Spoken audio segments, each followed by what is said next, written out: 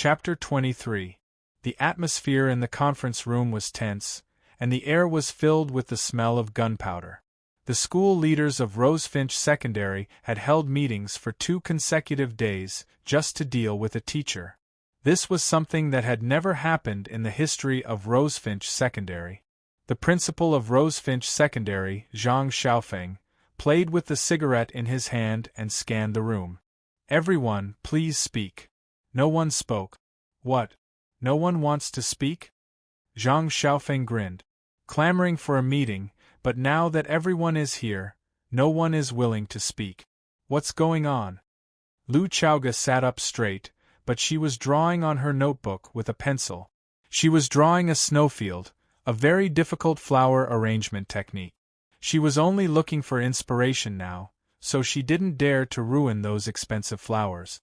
Li Mingqiang crossed his arms and lowered his head. No one knew what he was thinking. Everyone else also lowered their heads and maintained a meditative state. "If no one wants to speak, shall I announce the end of the meeting?" Zhang Xiaofeng said as he knocked on the table with his fingers. "Principal, it's not that we don't want to speak, but we don't know how to say it," Jia Siding, the leader of the language team, said with a troubled expression. Originally, Fang Yan was not qualified to attend today's meeting. However, because Fang Yan was a teacher of the Year 1 Chinese Literature team, and because the incident this time was indeed within the jurisdiction of the Chinese Literature team, Office Director Fu Chang personally called him and invited him. "Huh!" Zhang Xiaofeng frowned. "Leader Jia, what's the problem? This isn't the first day we've worked together. We're firm teammates, so what can't we just say?" "Principal, originally, the teacher would definitely be held accountable for this incident." Jia Siding glanced at Lu Chaoga and acted like he was ready to go all out. Taking students to Sparrow River during school hours and causing a female student to fall into the water. How serious of a dereliction of duty is this? Lu Chaoga's hand didn't stop drawing. She didn't even raise her head as she said, "Team Leader Jia, you still don't understand the situation. Teacher Fang Yan isn't bringing the students to Sparrow River to play. He's bringing them to study the essay, Farewell to Cambridge Again. This is something that all the teachers and students in the school know. How did it become a dereliction of duty in Team Leader Jia's mouth?" "Principal Lu, I'm the leader of the first-year language team. You said that Fang Yan brought students to Sparrow River to study, but why didn't I see any applications from him?" "Not only did I not see it, the entire Chinese literature team did not see it either. Also, for every novel teaching method, we need to discuss it in the language group. If the results are good, we will strongly support it. If the effect is not good, it will waste time and energy. We will stop it in time. Let's not discuss whether Mr. Fang's teaching method is good or not. He didn't inform us in advance, which is a violation of the system." Jia Siding looked at Lu Chaoga and pleaded, "Principal Lu, you have to understand our difficulties. If all the teachers in the Chinese literature team did what Fang Yan did and deviated from the lesson plan to mess around, wouldn't our work be a mess? If that happened, we would delay the students' precious time and affect their grades. I can't afford to take responsibility for that." Crack, she used too much force, and the pencil in Lu Chaoga's hand snapped. Lu Chaoga closed the notebook in her hand and stared at Jia Siding with a sharp gaze. She said, "Who said that Fang Yan didn't write an application report? His report is lying on my desk right now. I've already asked Dean Zheng to retrieve it. You'll see it very soon. Who knows if you found someone to write it for him at the last minute?" Li Mingqiang laughed coldly. "Besides, the activity report should be sent to the Chinese literature team, not to you, the vice principal in charge of human resources, right? Dean Li, shouldn't we have full trust in our teachers?" Lu Chaoga asked confidently. "Because I was the one who recruited teacher Fang Yan. He's more familiar with me. He's not very familiar with some of the school's rules and regulations, so he wrote the application and sent it to me. Teacher Fang Yan did make a mistake, but it was only a mistake that violated the procedures. I will criticize and educate him on this and ask him to write a self-reflection. This was the strategy that Lu Chaoga had prepared beforehand. She couldn't fire a new teacher just because he wasn't familiar with the procedures, right? She didn't give him any time to catch his breath. She immediately took the initiative and aimed at Jia, citing. Team leader Jia, you said that every novel teaching method needs to be discussed at a meeting of the Chinese literature team. Then I'd like to ask you a question. From last year to this year, how many novel teaching methods have the Chinese literature team discussed and approved? This. Not a single one. Lu Chaoga threw out the answer directly. You mean to say that the current teaching method is the best, and there's no need to make any changes? It's been passed down for so many years, so of course it has its advantages, Jia citing argued. Of course, there will be some flaws and inadequacies, but our teachers have rich work experience, so they'll self-correct in the process of teaching. Then you sure have it easy as the leader of the Chinese literature team. Lu Chaoga sneered. I have to thank the school leaders for their trust and the support of my colleague. Some colleagues who don't support or cooperate make me feel very sorry. Jia Citing was a Chinese literature teacher, so he was very eloquent. Even when Lu Chaoga argued with him, she couldn't gain the upper hand. Team leader Jia, society is advancing, and the demand for talents is constantly changing. Our Rosefinch secondary students have to adapt to the trend, and even guide it, not teach them to be bookworms who only know how to read books. Vice Principal Lu, you might be too pessimistic about our school's students. Li Mingqiang laughed and said, Our Rosefinch secondary students can enter a very good university after graduation. The students who have graduated from university and started working have also achieved very good results in society. Principal Xiaofeng, I'm right? Last time, I even suggested to you that when Rosefinch Secondary's 50th anniversary, we must invite more outstanding graduates to participate in the school's activities. Zhang Xiaofeng nodded and said, That's true. But Vice Principal Lu has just returned to China, so you don't have a clear understanding of our school situation and the employment situation of our students. This is understandable. After all, everyone needs to adapt. Li Mingqiang looked at Lu Chaoga and said, Vice Principal Lu, we all know that teacher Fang Yan was recruited by you, and that you have high expectations and feelings for him. However, the school has its rules and regulations, and teacher Fang Yan did break the rules and regulations.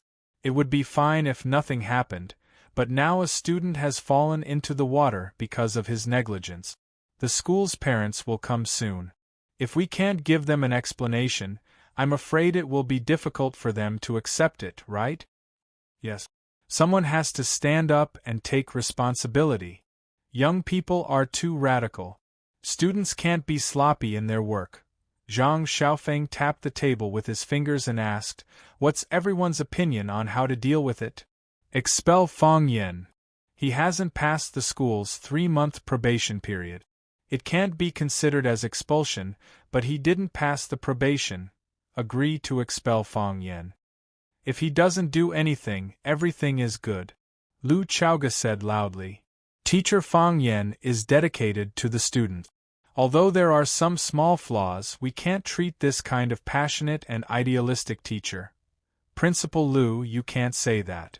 Is the student falling into the water a small flaw? Li Mingqiang retorted. Everyone knows that the Sparrow River is very shallow. Even if someone falls into the water, there won't be any danger.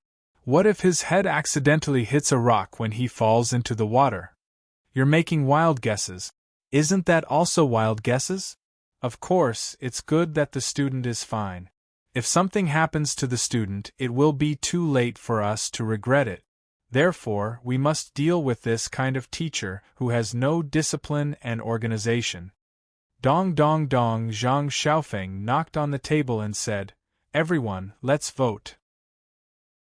Those who agree to expel Fang Yan, raise your hands. Except for Lu Zhaoga and Zhang Xiaofeng, everyone else raised their hands. Zhang Xiaofeng nodded and said, The results are out. The school's board of directors has decided to expel the language teacher of Grade 1, Class 9, Fang Yan. Li Mingqiang and Jia Sighting looked at each other.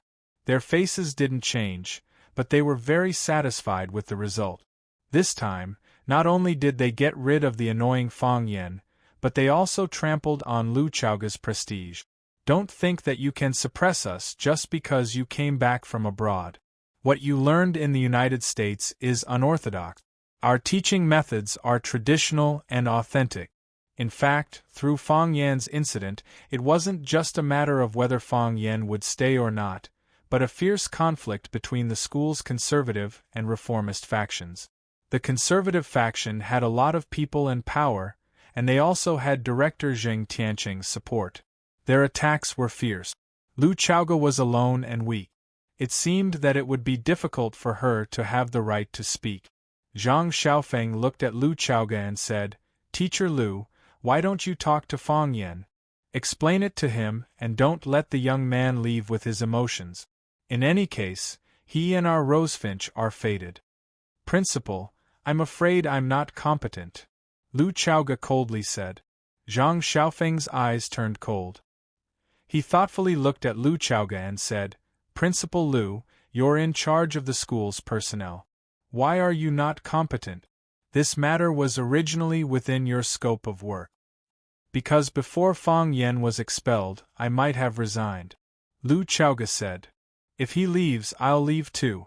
Everyone was shocked. Chapter 24. The girl who fell into the water was called Zhu Fang. Because her student number was 40, she was the last one to board the ship. She was lying on the hospital bed in the school infirmary. Her hair had been dried and her wet school uniform had been changed. She was wearing a disposable hospital gown. Looking at Fang Yan and her classmates standing in front of her, Zhu Fang said with a pale face and guilt, "Mr. Fang, I'm sorry. I didn't complete the task. I've let you down." Originally, she was full of confidence and wanted to give everyone a perfect ending, but because of her carelessness, these two classes became a farce. Her heart was very uncomfortable. She felt sorry for everyone standing in front of her. "You didn't let me down," Fang Yan said with a smile. "You did a good job." He boarded the boat courageously, and recited the poem passionately. It was just that he slipped a little. This is a mistake that anyone can encounter. It has nothing to do with you. But, don't think too much. Fang Yan comforted her softly. "It's okay. You have a good rest. Maybe your parents will come soon. Explain it to them. Don't let them worry. Leave the rest to us." "My parents?" Zhu Fang was stunned. "How did they know?" "They are your parents. They have the right to know everything about you," Fang Yan said with a smile. The reason why Zhu Fang's parents could come so quickly was naturally because some people with ulterior motives tipped them off. Their daughter fell into the water at school. The parents' emotions could be imagined. However, Fang Yan didn't think there was anything wrong with what he did. Which parent didn't care about their child? Putting oneself in their shoes was the heart of Buddha.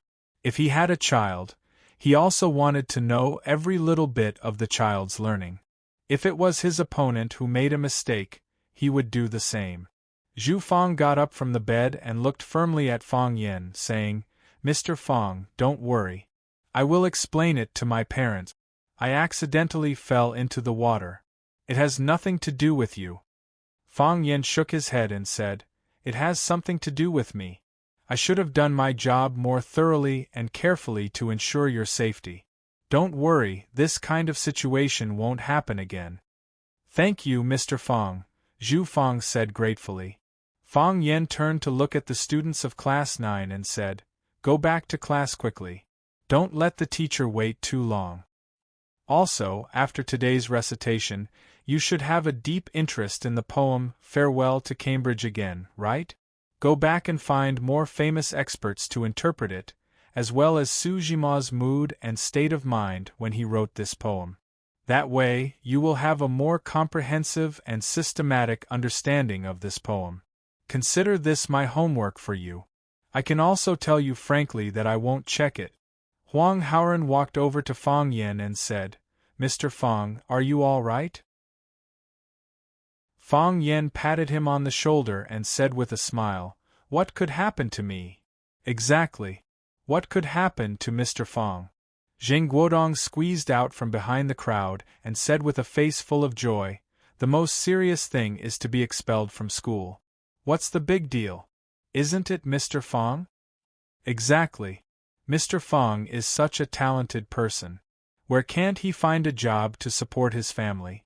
If he leaves Vermilion Bird, he might even be able to find a school to be a teacher in. Li Yang added insult to injury. Mr. Fang, don't worry. We will miss you. Chen Tao's face almost cramped from laughing.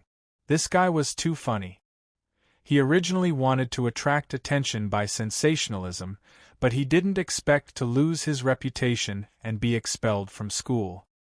Jingguodong, you've gone too far, Huang Haoren said angrily. Exactly. How can you talk to Mr. Fang like this? Zhu Fang accused. Old Jing, don't go too far. Mr. Fang is quite a good person. Zhao Lei and Jing Guodong's friends didn't stand on their side. What? You can't stand it anymore? Jing Guodong sneered. If you can't stand it, find a way to make him stay. Exactly. A bunch of mouth cannons. Li Yang shouted. He had already received the news that Fang Yen would leave this time. Fang Yen stared coldly at Jing Guodong and said, You think you've won by driving me away? What do you think? Jing Guodong said with a smile. Don't tell me you've won? You've already lost. Haven't you noticed yet? How did we lose? Without a good teacher like me, it will be the biggest regret of your life. Although you're not willing to admit it now, ha ha ha, it's really funny. What's so funny about laughing? Let's fight according to the rules of Jianghu. Fang Yen looked at him with a smile. Jing Guodong couldn't laugh anymore. Li Yang and Chen Tao couldn't help but take a step back. They were scared by Fang Yen. You see, I'm not wrong, right? Fang Yen said. If I were your teacher with your IQ, it would be difficult for me to let you receive any knowledge education, but, more or less, it would give you some courage, Teacher Fang Yen. Fang Yen. Jing Jing's shout came from outside. Fang Yen walked to the door and asked with a smile, Director Jing, you're looking for me? Jing Jing looked at Fang Yen with a strange look and said coldly, Principal Lu is looking for you. Okay, I'll go now. Fang Yen nodded.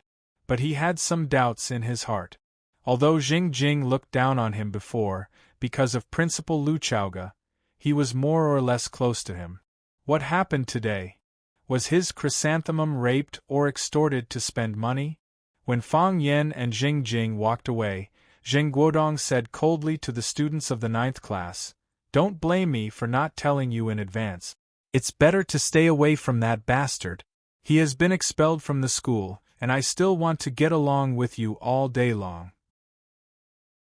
If you anger me, you'll have to bear the consequences. Don't tell me the answer, let me guess first. Fang Yen walked around the corner, looking like he was thinking hard. Is this 100 birds looking up to the phoenix? No, it doesn't look like it. There aren't as many kinds of flowers. This is called a sky full of stars? Also not. Although there are stars in the sky, the number is not enough to describe it as a sky full of stars. Yes, I remember. This is a pig dish. All kinds of seasonings are added in, and the taste is very delicious. Is it a pig dish? Lu Zhaoga even had the thought of dying. You pig idiot, no wonder everyone wants to kick you out of the school. Why didn't I raise my hand when voting just now? You call my colorful beauty a pig butchering dish? You are the pig dish. Wrong? Fang Yen asked carefully. Teacher Fang Yen, come and sit here, Lu Chaoga said expressionlessly. Okay. Fang Yen answered. Principal Lu, don't be so polite to me, just call me Xiao Fang. Xiao Fang, it's kind and intimate. Fang Yen was very satisfied with this title. Xiao Fang. I'll call you Fang Yen. Lu Chaoga really couldn't call him that. Is that girl okay? She's fine. She was just accidentally startled. Are you all right? I'm fine, Fong Yin said. Isn't she sitting in front of you in one piece? You are fired, Lu Chaoga said. Fong Yin was shocked and asked anxiously, Are you still giving me my salary for these 2 days? Shouldn't you care more about your students? Lu Chaoga raised her eyebrows and reminded him. I care about them very much, Fong Yin said. Is my salary paid by the month or by the day? According to the labor law, you have to compensate me for 3 months' salary when you fire me, right? Otherwise, I will sue you for illegal labor treatment. Lu Chaoga felt it was really difficult to communicate with him. The issue we are discussing is very important. Principal Lu, you can't keep silent at this time.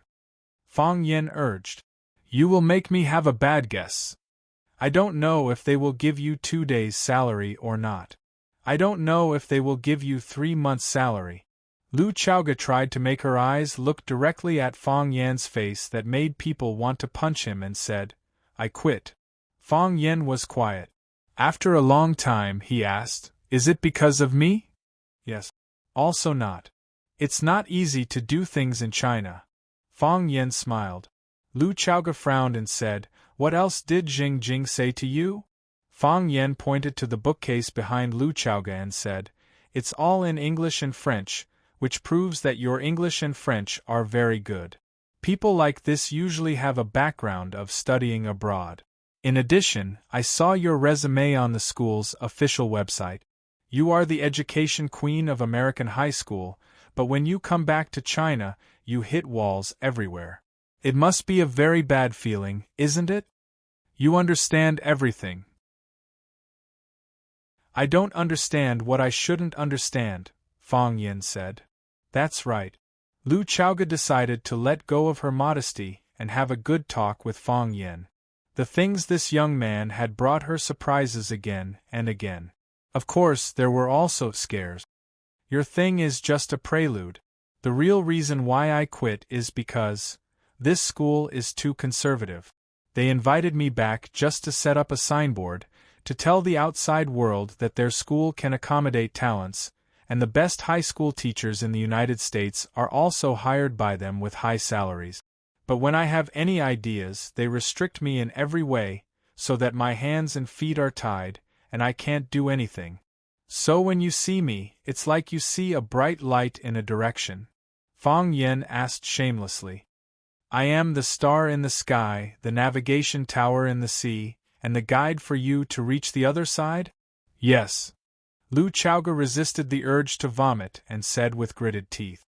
You support me because you see the hope of reform in me, Fong Yin continued. You want me to help you charge and break through the enemy lines, to tear open holes in their solid camps and rigid minds. In fact, we are the same kind of people.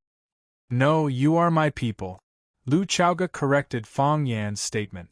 Fong Yin thought about it and said warily, You won't ask me to provide bedtime service, right? I am a man of principle. If the price is not fair enough, even if you are my boss, I will refuse. Chapter 25. Fong Yin. Lu Chaoga finally couldn't help but throw a magazine in front of her at him. I mean, you are working for me. You fight for me, and I provide security for you from behind so that you won't be attacked. Fong Yin grabbed the magazine in his hand and said, But you didn't protect me. I was killed. As compensation, I chose to die with you, Lu Chaoga said. Many people were thinking about what tacit understanding was. Tacit understanding was knowing each other's secrets without saying a word. Fong Yin knew Lu Chaoga's needs, so he trusted her to protect his back. Lu Chaoga also knew Fong Yan's character, so she stood up to protect him again and again. This time, the wind and rain were heavy, and she couldn't protect Fong Yin. Fong Yin was fired, and she also submitted her resignation. You're too emotional. Something happened? Fong Yin said with a smile. You can still continue to wait. Wait for a better person or a better opportunity. We Huaxia people are used to waiting, and we think that forbearance is the supreme virtue. Lu Chaoga shook her head. But time waits for no man. When the right person comes, when the right opportunity comes, maybe I won't have the ability and energy to do things anymore. I should do the best things at the best age, and rest well when I'm old. What's your plan? Fang Yen asked. Find another opportunity, Lu Chaoga said. Then can you help me ask about my salary before you leave? Fang Yen asked. When Jiang Qin returned home with her school bag, she saw Fang Yen squatting by the courtyard washing clothes. She tiptoed over and suddenly shouted behind Fang Yen, Just when she was about to give Fang Yen a big scare, Fang Yen suddenly turned around and hit her on the head. Jiang Qin covered his forehead, which was hurt by Fang Yan's knock, and said angrily, Hey, how can you do this? How could you do that? Fang Yen asked. What happened to me? You want to scare me from behind. But I didn't scare you. You even hit me, that's because I'm vigilant. Humph. Jiang Qin wrinkled his nose and asked, Hey, why did you come back so early? Because I don't have classes this afternoon. Even if there's no class, you have to wait until the students are out of school, right? Jiang Qin chuckled. You skipped work early? It's not that I'm bragging. Fang Yen picked up the clothes in his hand from the bucket, unscrewed the water, and hung them on the clothes hanger. Because of my excellent teaching quality, the school's leaders allowed me to get off work early. Really? If you don't believe me, you can go to Rosefinch Secondary and ask around, Fang Yen said proudly. Who doesn't know that I, Fang Yen, am the #1 person?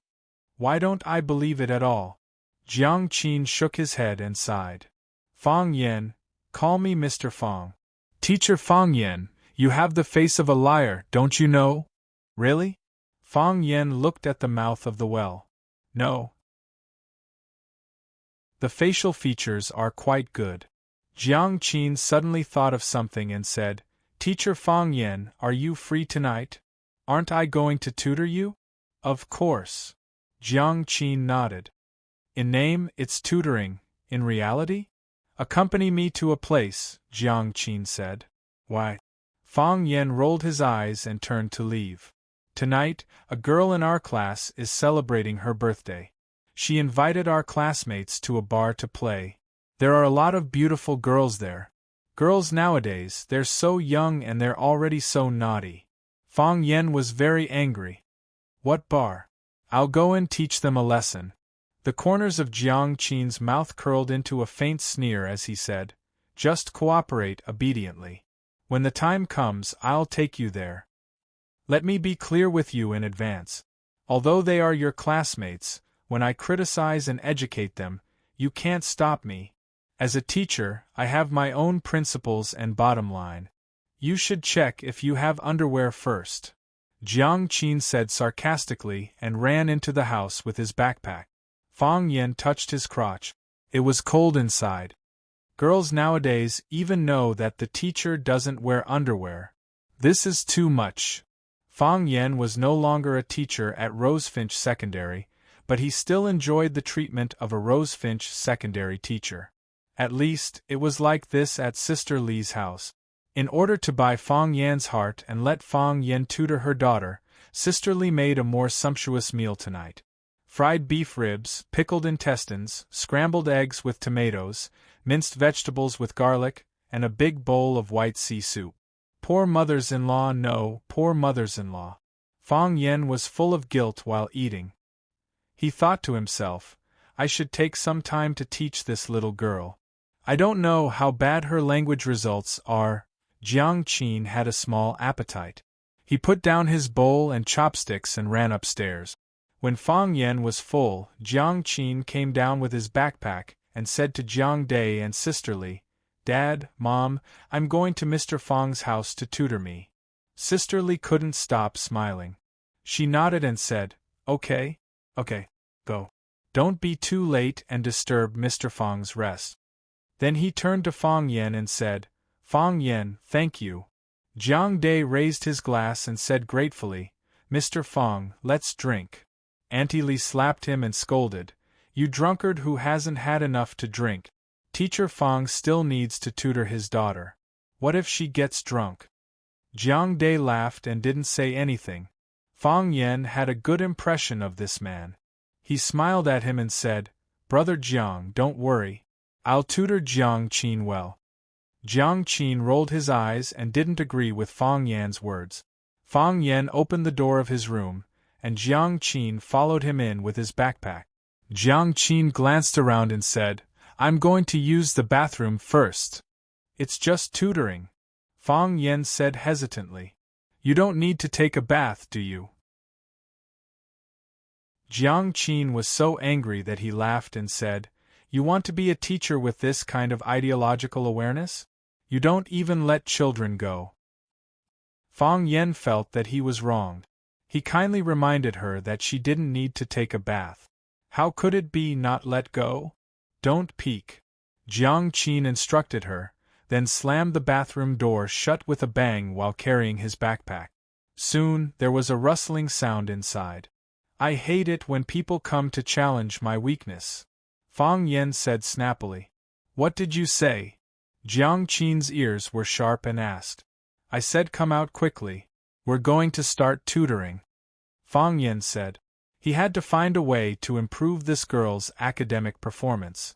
Jiang Qin was silent. After a while, the door of the bathroom was pushed open from the inside. Jiang Qin stood at the door, which made Fang Yan have a ridiculous feeling of time travel. Is this still Jiang Qin? She completely subverted Fang Yan's previous understanding of her. What was Jiang Qin like before? She wore a blue school uniform with long hair or a ponytail. Her eyes were bright and her appearance was delicate and lovely. Although she was a little weird, she was very obedient and sensible in front of her parents. She was a standard girl who met the aesthetic standards of a middle school student. Now, Jiang Qin wore a small black skirt, a white sleeveless t-shirt, and a small cobweb coat. Black stockings wrapped around her slender and sexy legs, and the high heels revealed a mature temptation that was very incongruous with her age. Her lips were bright red as if they were dripping blood. Her eyelashes were curved because she wore contact lenses. In such a short time, a pure and beautiful girl became a nightclub princess? Fang Yan heard the sound of something breaking in his heart. After a long time, Fang Yan remembered and asked, What are you going to do?" "Didn't I tell you that I'm going to take you to my classmate's birthday party? Come on, change clothes." "Change clothes?" Fang Yan asked. Jiang Qin pointed to the Chinese tunic suit on Fang Yan and said, "Are you going to wear this to go out with me? It's too old-fashioned. Where can I put my face?" Fang Yan tried hard not to fly into a rage. "This damn girl, I'm a dignified high school teacher, and I'm going to attend a classmate's party with a little kid. If others know, where can I put my face?" Jiang Qin rummaged through Fang Yan's room and said helplessly, "Don't you have a reliable set of clothes?" "My clothes are quite reliable," Fang Yan said. "I don't have unreliable clothes." When Fang Yan ran away from home, in order not to arouse his family's suspicion, he wore a long robe and swaggered out. The boys and teachers of Rosefinch Secondary all wore buttonless Chinese tunic suits, which were specially purchased by him in order to be a teacher. Now he only had these 2 sets of clothes, and he didn't even have time to buy a change of underwear. Forget it. Jiang Qin was really disappointed with Fang Yan. This one. Although it's old-fashioned, it doesn't look wretched. Fang Yan really wanted to cry. Her expectations of herself were so low that they were beyond tragic. "Jiang Qin!" Fang Yan shouted. "What?" Jiang Qin ran to the window and glanced outside. "Keep your voice down. Don't let my parents hear you. I want to talk to you," Fang Yan said. In Jianghu, people who received a drop of water from others would definitely repay it with a spring. He had eaten 2 meals from Sister Li. How many drops of water was that equivalent to a drop of water? Therefore, he couldn't just watch Sister Li's daughter go astray. "If you want to persuade me to study hard and make progress every day, and not to go out in this kind of boring party in the middle of the night dressed so sexily, then please keep your mouth shut. Fang Yen could only shut up. She had said everything she wanted to say. Let's go. Jiang Qin stepped forward and held Fang Yan's arm. Mr. Fang, the beauties are waiting anxiously. Fang Yan's eyes flashed and he said fiercely, I'm going to teach them. Chapter 26. People liked to pursue things they didn't have. For example, children liked to wear adults' shoes, and Jiang Qin liked to wear lipstick and eyeliner to pretend to be mature and sexy. They knew that youth was their greatest asset. They just wanted to make some changes. This was a necessary stage in life. Therefore, Fang Yen didn't stop them. Instead, he chose to be obedient and accompany them. The taxi stopped in front of the bar.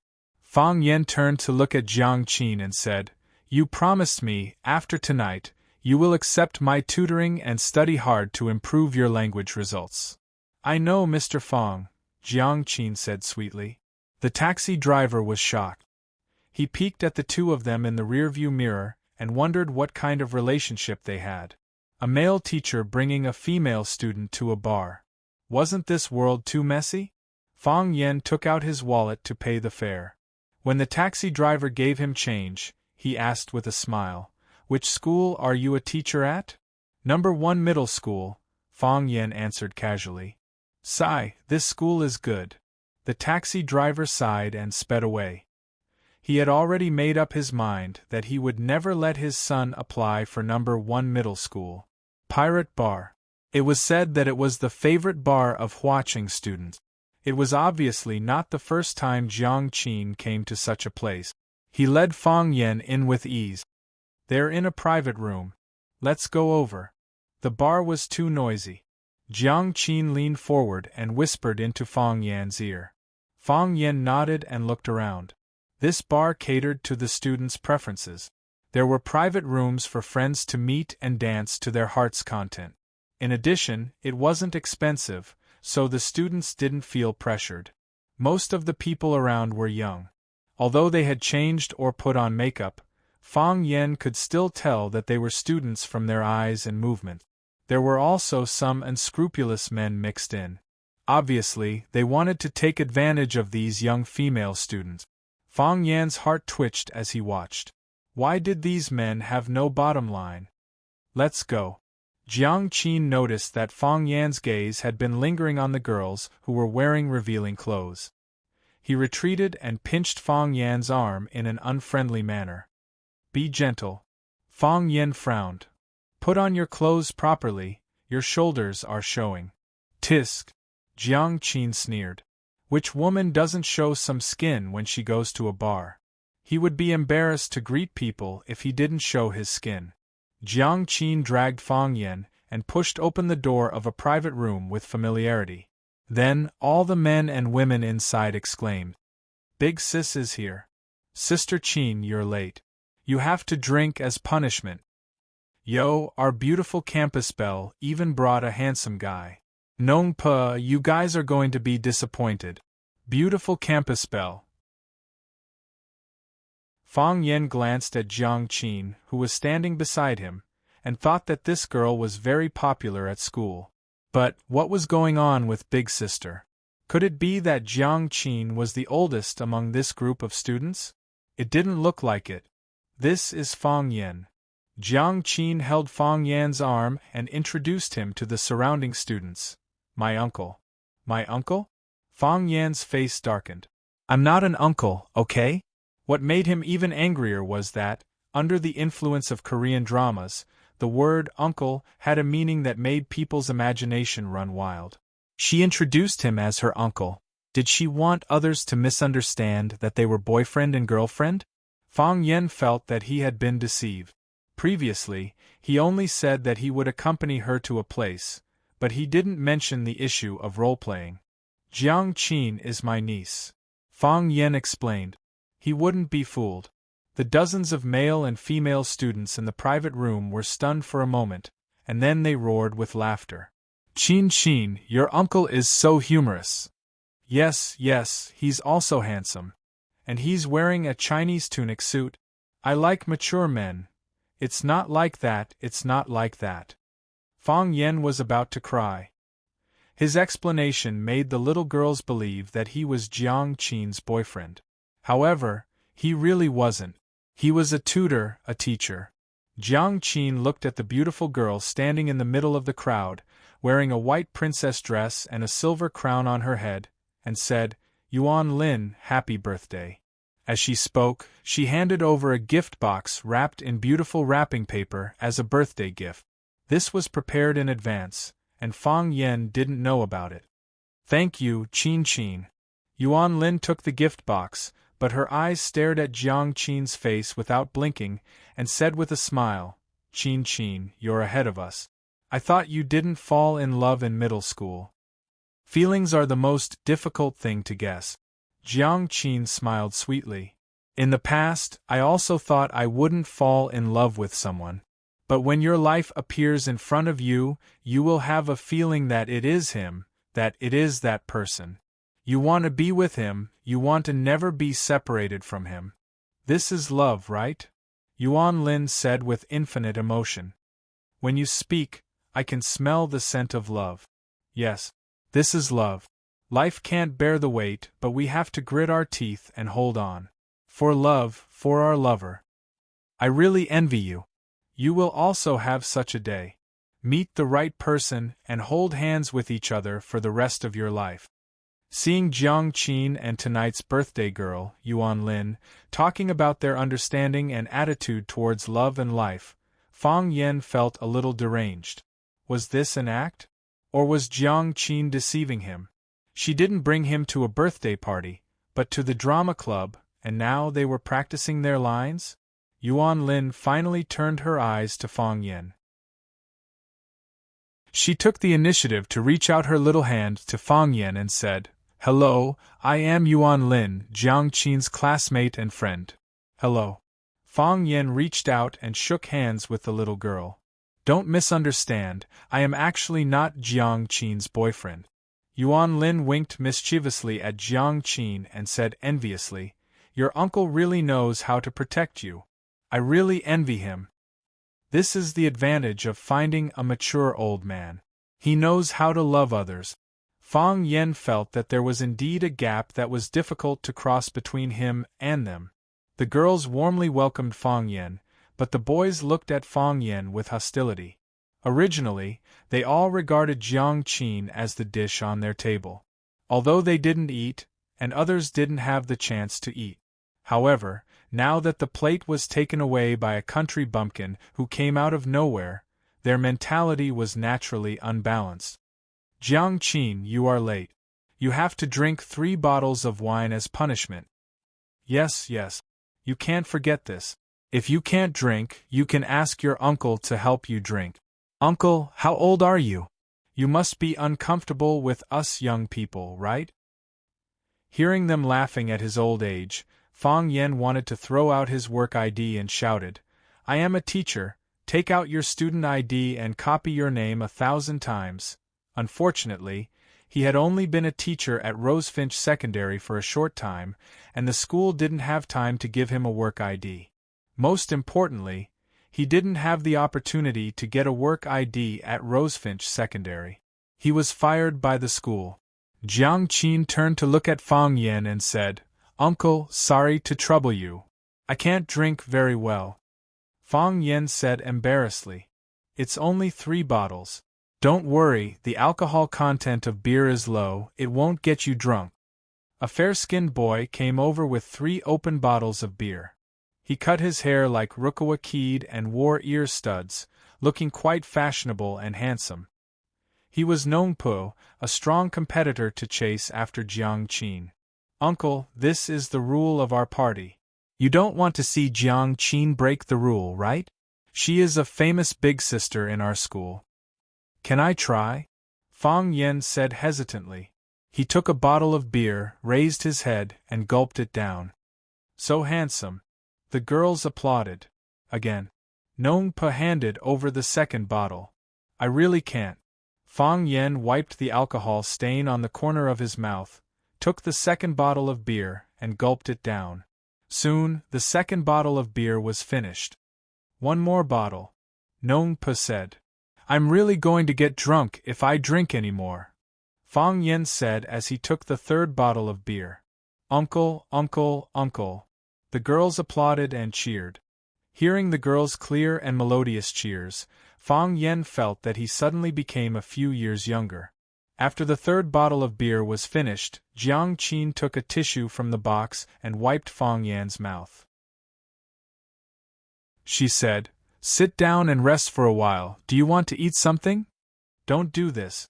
Fang Yen stopped her, letting a little girl wipe his mouth. He had to say that it was really enjoyable, but Fang Yan's heart was full of guilt. "No," Jiang Qin said. "This is what I should do."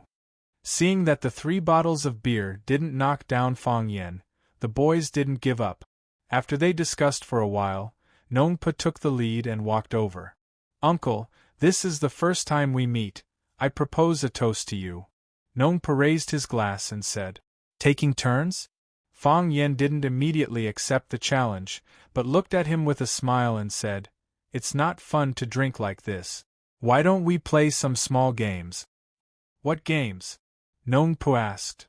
"Drinking games, couplets, dice, arm wrestling are fine," Fang Yen said.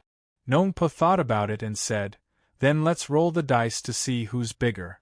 Each of us will bet 3 rounds with you, 1 dice to see who's bigger. The one with the smaller number will drink." They had a lot of people, and each of them would play 3 rounds with Fang Yen. According to the winning and losing ratio, they had to make Fang Yen drunk. "Okay. You're young, I'll listen to you." Fang Yen nodded. Seeing that there was a game to be played, everyone gathered around. "Can you do it?" Jiang Qin pulled Fang Yen and asked with concern. "Men can't say they can't do it." Yuan Lin giggled at the side. Girls liked excitement and they liked this kind of scene. "I'll try to win as little as possible," Fang Yen said. Nongpa sneered in his heart. "I'll let you go home lying down tonight."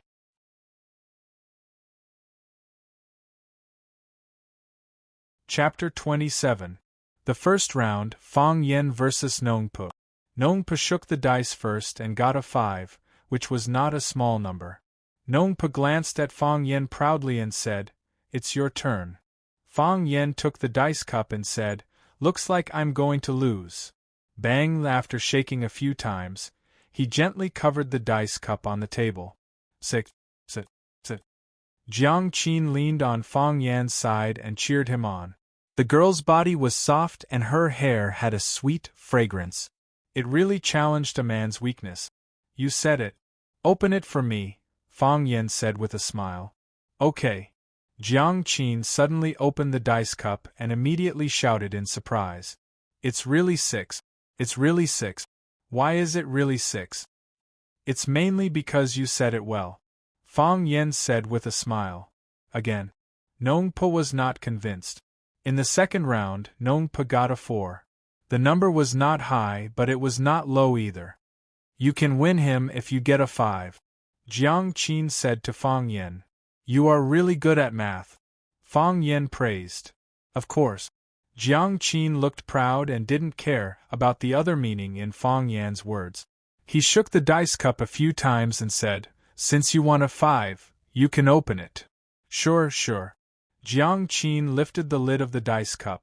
Then, she shouted in surprise again, "5. It's really 5. Haha, I am so good. You all call me the king of gamblers." Nongpa drank again. The third round. Nongpa's eyes were already angry. He lost 2 rounds in a row, which made him lose face. He took the dice and shook it for a while. With a bang, he slammed the dice cup on the table and shouted, 6. He opened the dice cup and it was really 6. "Brother Nong, good job. Brother Nong, you will win this time." "Yes, unless he also gets a 6. The boys finally saw the hope of winning and cheered for Nongpa. Fang Yen smiled, took the dice and shook it a few times. He said to Jiang Qin, "It's still up to you." "It's not good," Jiang Qin said hesitantly. "What if I lose?" "Drink if you lose," Fang Yen said. Drink if you lose. Fang Yen said. We've won twice in a row, so we should lose once to be fair. Then I'll really open it? Yes. 6, Jiang Qin shouted in a tender voice. She suddenly opened the dice cup, and then her entire person was stunned on the spot. 6 dots. The 6 red dots were so dazzling. I let you lose, so why did you ask for 6? Fang Yen scolded. Fang Yen said. Fang is Fang Yen. Fang is Pu, but my luck is really too good. Maybe it's because I'm the goddess of luck, ha. It's a draw, Nong Pu said disappointedly. Let's make another bet. He took the dice and held them in his palm. After praying for a while, he put the dice into the dice cup. Hualala, there was a long shaking, and then a sudden uncovering. 1 point. Nong Po's eyes were dull, and the flesh on his face kept twitching. God, please don't play with me, okay? Fang Yen glanced at Jiang Qin and said, Little sister, I think you are very talented. Why don't you learn gambling from me? Jiang Qin rolled her eyes at him. Her tender hands took the dice cup and gently shook it a few times. When it was uncovered, there were 2 dots. It was just a little bigger than Nongpu. Fang Yen looked at Jiang Qin earnestly and said, If you win, you win. But you only win a little. Don't you know how insulting it is? One must be honest. Didn't the teachers in your school teach you? This was too much. I can't even stand it. Nongpa had the urge to vomit 3 liters of blood. Another 2 boys went up to challenge Fang Yen, but none of them could win. Fang Yen didn't drink a glass of wine, but he made those boys drunk. Uncle, are you cheating? A boy stared at Fang Yen with dissatisfaction and said, Yes, how can you keep winning? Must be cheating. Fang Yen smiled and said, I'm willing to bet and I'm willing to lose. If you think I'm cheating and find evidence of me cheating, I'll drink all the remaining wine in this room. No more dice, Nongpa said. We don't play this much, so we're not as experienced as you. Arm wrestling, we want to arm wrestle with you. That's not good, right? Fang Yen said. What? Are you afraid? Nongpa said mockingly.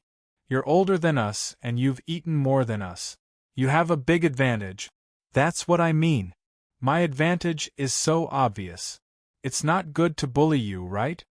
Fang Yen turned to look at Jiang Qin and asked, Then I'll try with them? Beat them.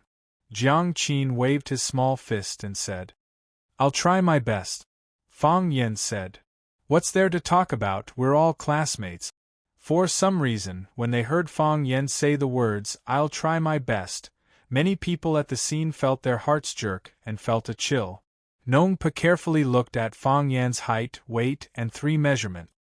He thought that not every boy on his side could be a match for Fang Yen.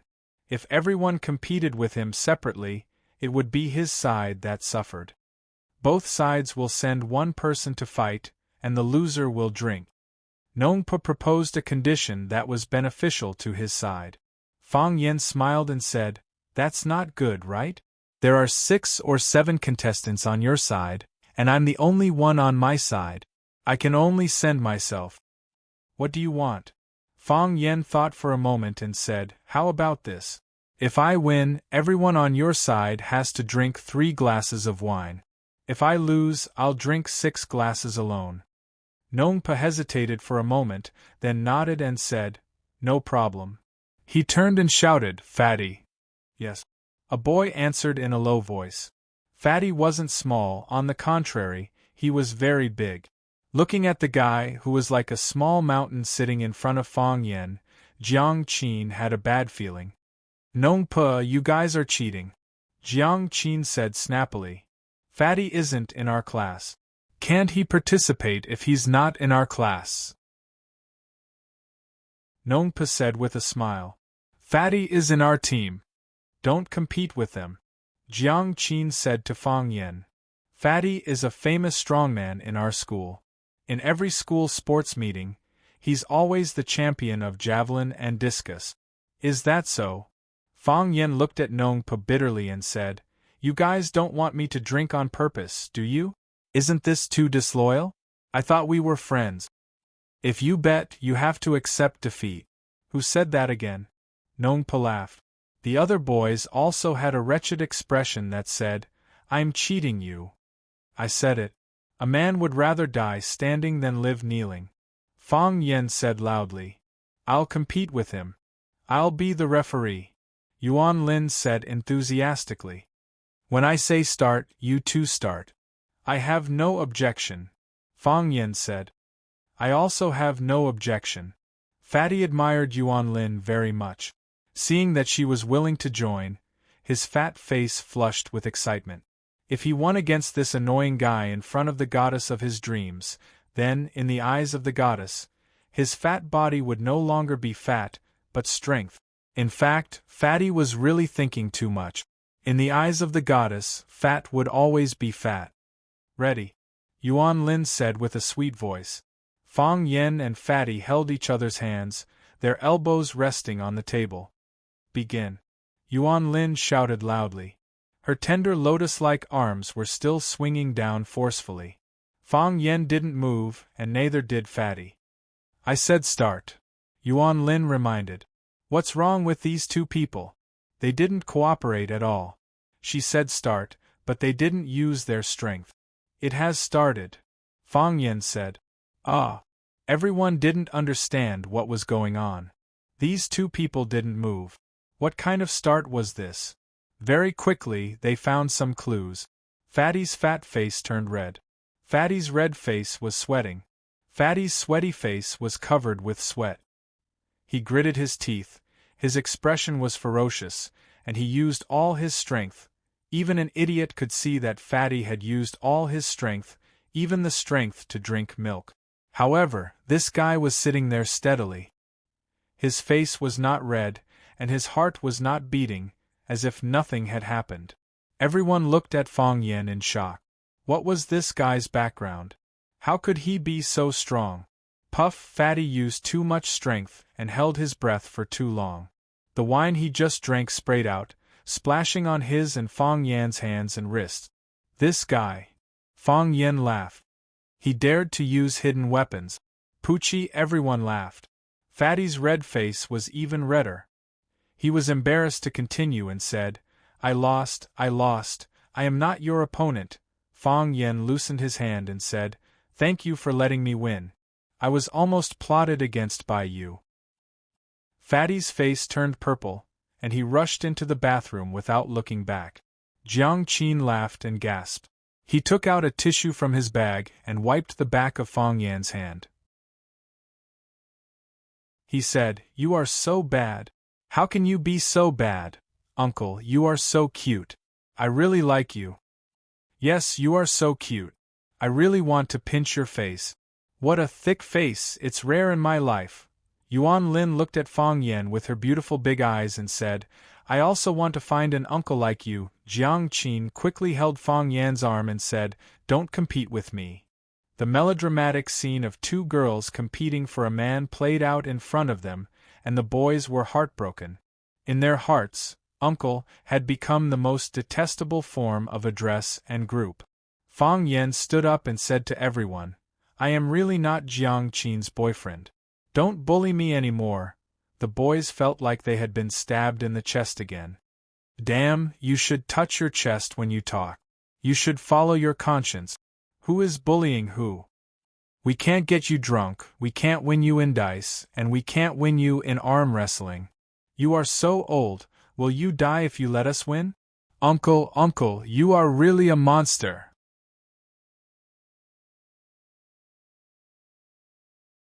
Chapter 28.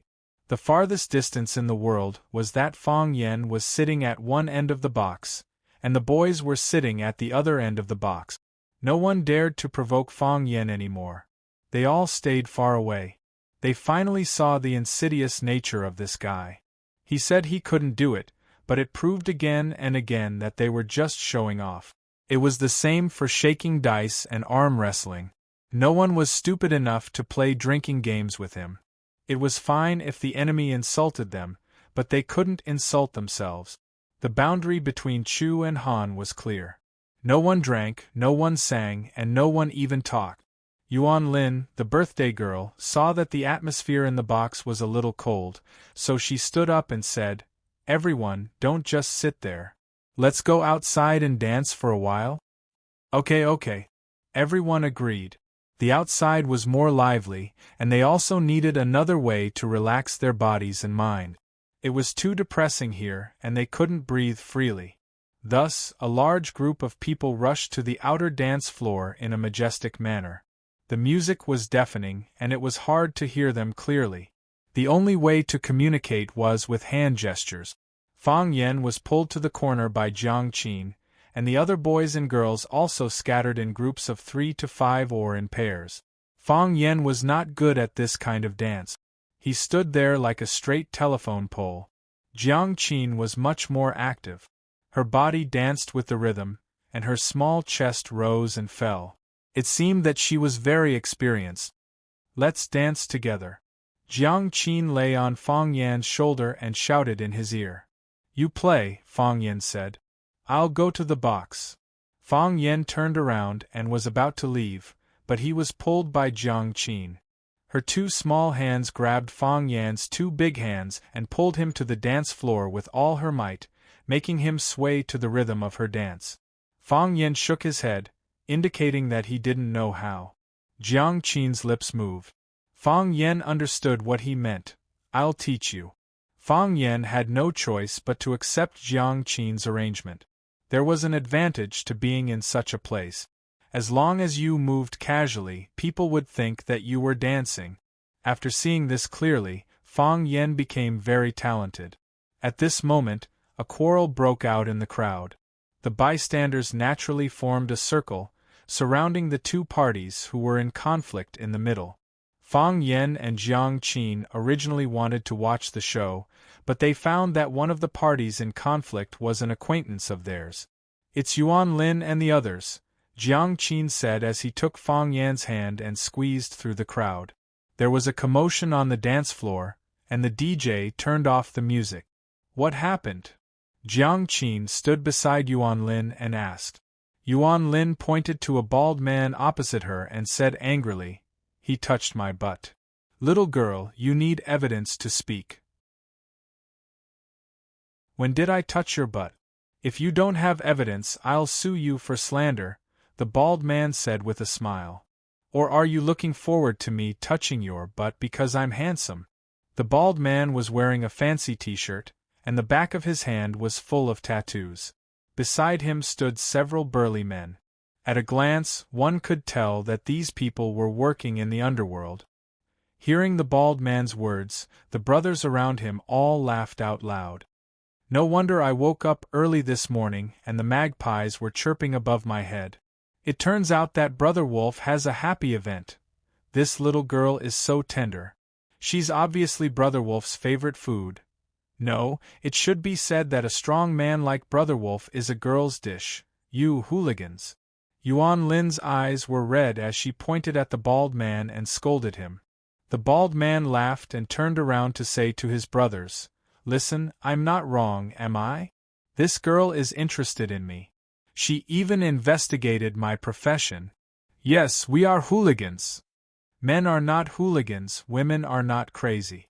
I am a hooligan, and I am proud." "You guys are too much," Nongpo pointed at Brother Wolf and shouted. "What kind of hero is bullying a girl? Yes. Apologize to us. Call the police, let's call the police." Yuan Lin was beautiful and was one of the goddesses in the eyes of many boys. She was extremely popular at number 26 high school. Now that she was being bullied on the dance floor, the boys naturally stood up to defend their goddess. "Apologize? What's that? Call the police if you dare. I want to see which school you are from. Does the school care about their students coming to this kind of place to play? Bullying girls is really not a hero. We'll teach you little bastards a lesson too. You want to fight?" The boys' blood surged and they all wanted to rush forward. Crack, there was the sound of glass bottles breaking in the middle of the dance floor. A yellow-haired hooligan was holding a bottle of beer in each hand. The 2 bottles collided, and then he waved the sharp mouths of the bottles and shouted, "Come, come, come, I'll let you bleed. The boys retreated at the same time. They were hot-blooded, but they were more afraid of bleeding. How could these naive junior high school students, who had almost zero social experience, be a match for these hooligans who often licked blood from their blades? What? Are you all afraid? Brother Wolf laughed proudly. You little bastards, why don't you go out and ask around? Do you know who I am? How dare you challenge me? The boys were furious, but they did not dare to go against him again. Who was it that asked me to apologize?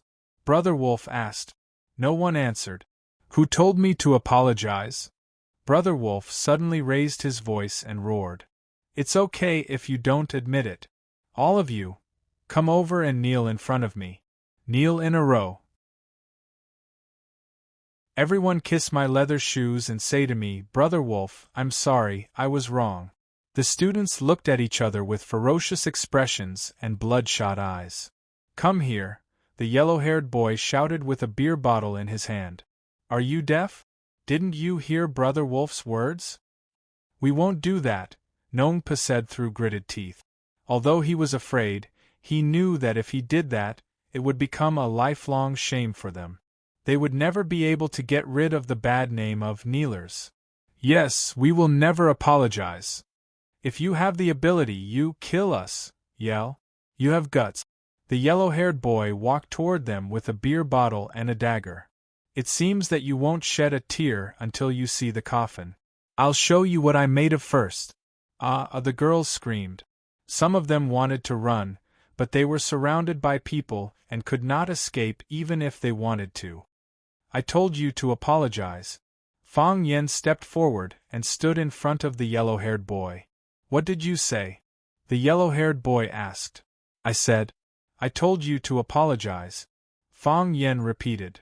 Harassing underage female students is a crime. Apologizing is too easy for you. Fang Yen. Jiang Qin tugged at Fang Yan's clothes from behind, reminding him not to be rash. Io, someone stood up to save the damsel in distress. Respect. Respect. However, do you know that what you're doing is courting death? Before the yellow-haired boy could say the word death, he had already grabbed the broken bottle and stabbed it toward Fang Yan's chest. Fang Yan stretched out his hand. He stretched out his hand lightly. His palm against the glass looked like he would definitely die. Fang Yan. Jiang Qin stopped him loudly. Whoosh! It was as if everything in the world had suddenly stopped. The music stopped, the speed stopped, the gaze stopped, and even the breathing stopped.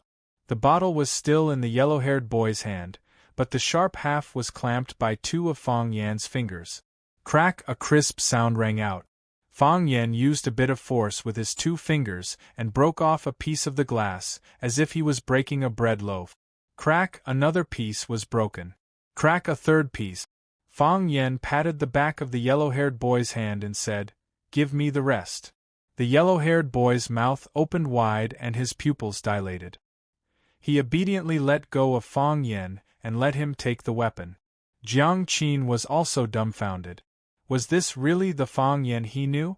The Tai Chi expert who couldn't squeeze into the bus and was stepped on by a middle-aged woman? The Rose Finch secondary language teacher who was forced by her mother to tutor her? Nongpu and his friends were also dumbfounded. This guy, was he Zhong Nanhai's bodyguard? Was he a Superman hidden among the people? How could he be so powerful? The tears in Yuan Lin's eyes stopped. She looked at Fang Yan with sparkling golden stars in her eyes. This man was so handsome. Fang Yan held a handful of glass fragments in his hand, looked at the bald man and said, Brother Wolf, right? There has to be a name. I asked you to apologize. Brother, are you from the underworld? Brother Wolf stared at Fang Yan and asked. Don't flatter yourself. Fang Yan felt insulted. I'm a teacher and you're hooligans. How can we be on the same side? Teacher? Everyone's eyes were on Fang Yan's face. Was this man really a teacher? Personal teacher, Fang Yan explained to the audience, embarrassed. I've always been by the students' side to protect their safety. Otherwise, why do you think I came to the bar? No matter who you are with your skills. I'll forget about today's matter, Brother Wolf said. Brothers, let's go. With that, he turned around and left. For Brother Wolf, it was really a big shame today. He just wanted to eat a student girl, but he didn't expect to kick an iron plate. The students all breathed a sigh of relief. The matter was finally solved perfectly. Wait, Fang Yen shouted. This matter can't be paid back. Brother Wolf stopped, looked at Fang Yen fiercely, and asked, What do you mean? All of you. Come here, kneel on the ground, kneel in a row. Everyone kiss their leather shoes or something else. Say I'm sorry, I was wrong, Fang Yen said.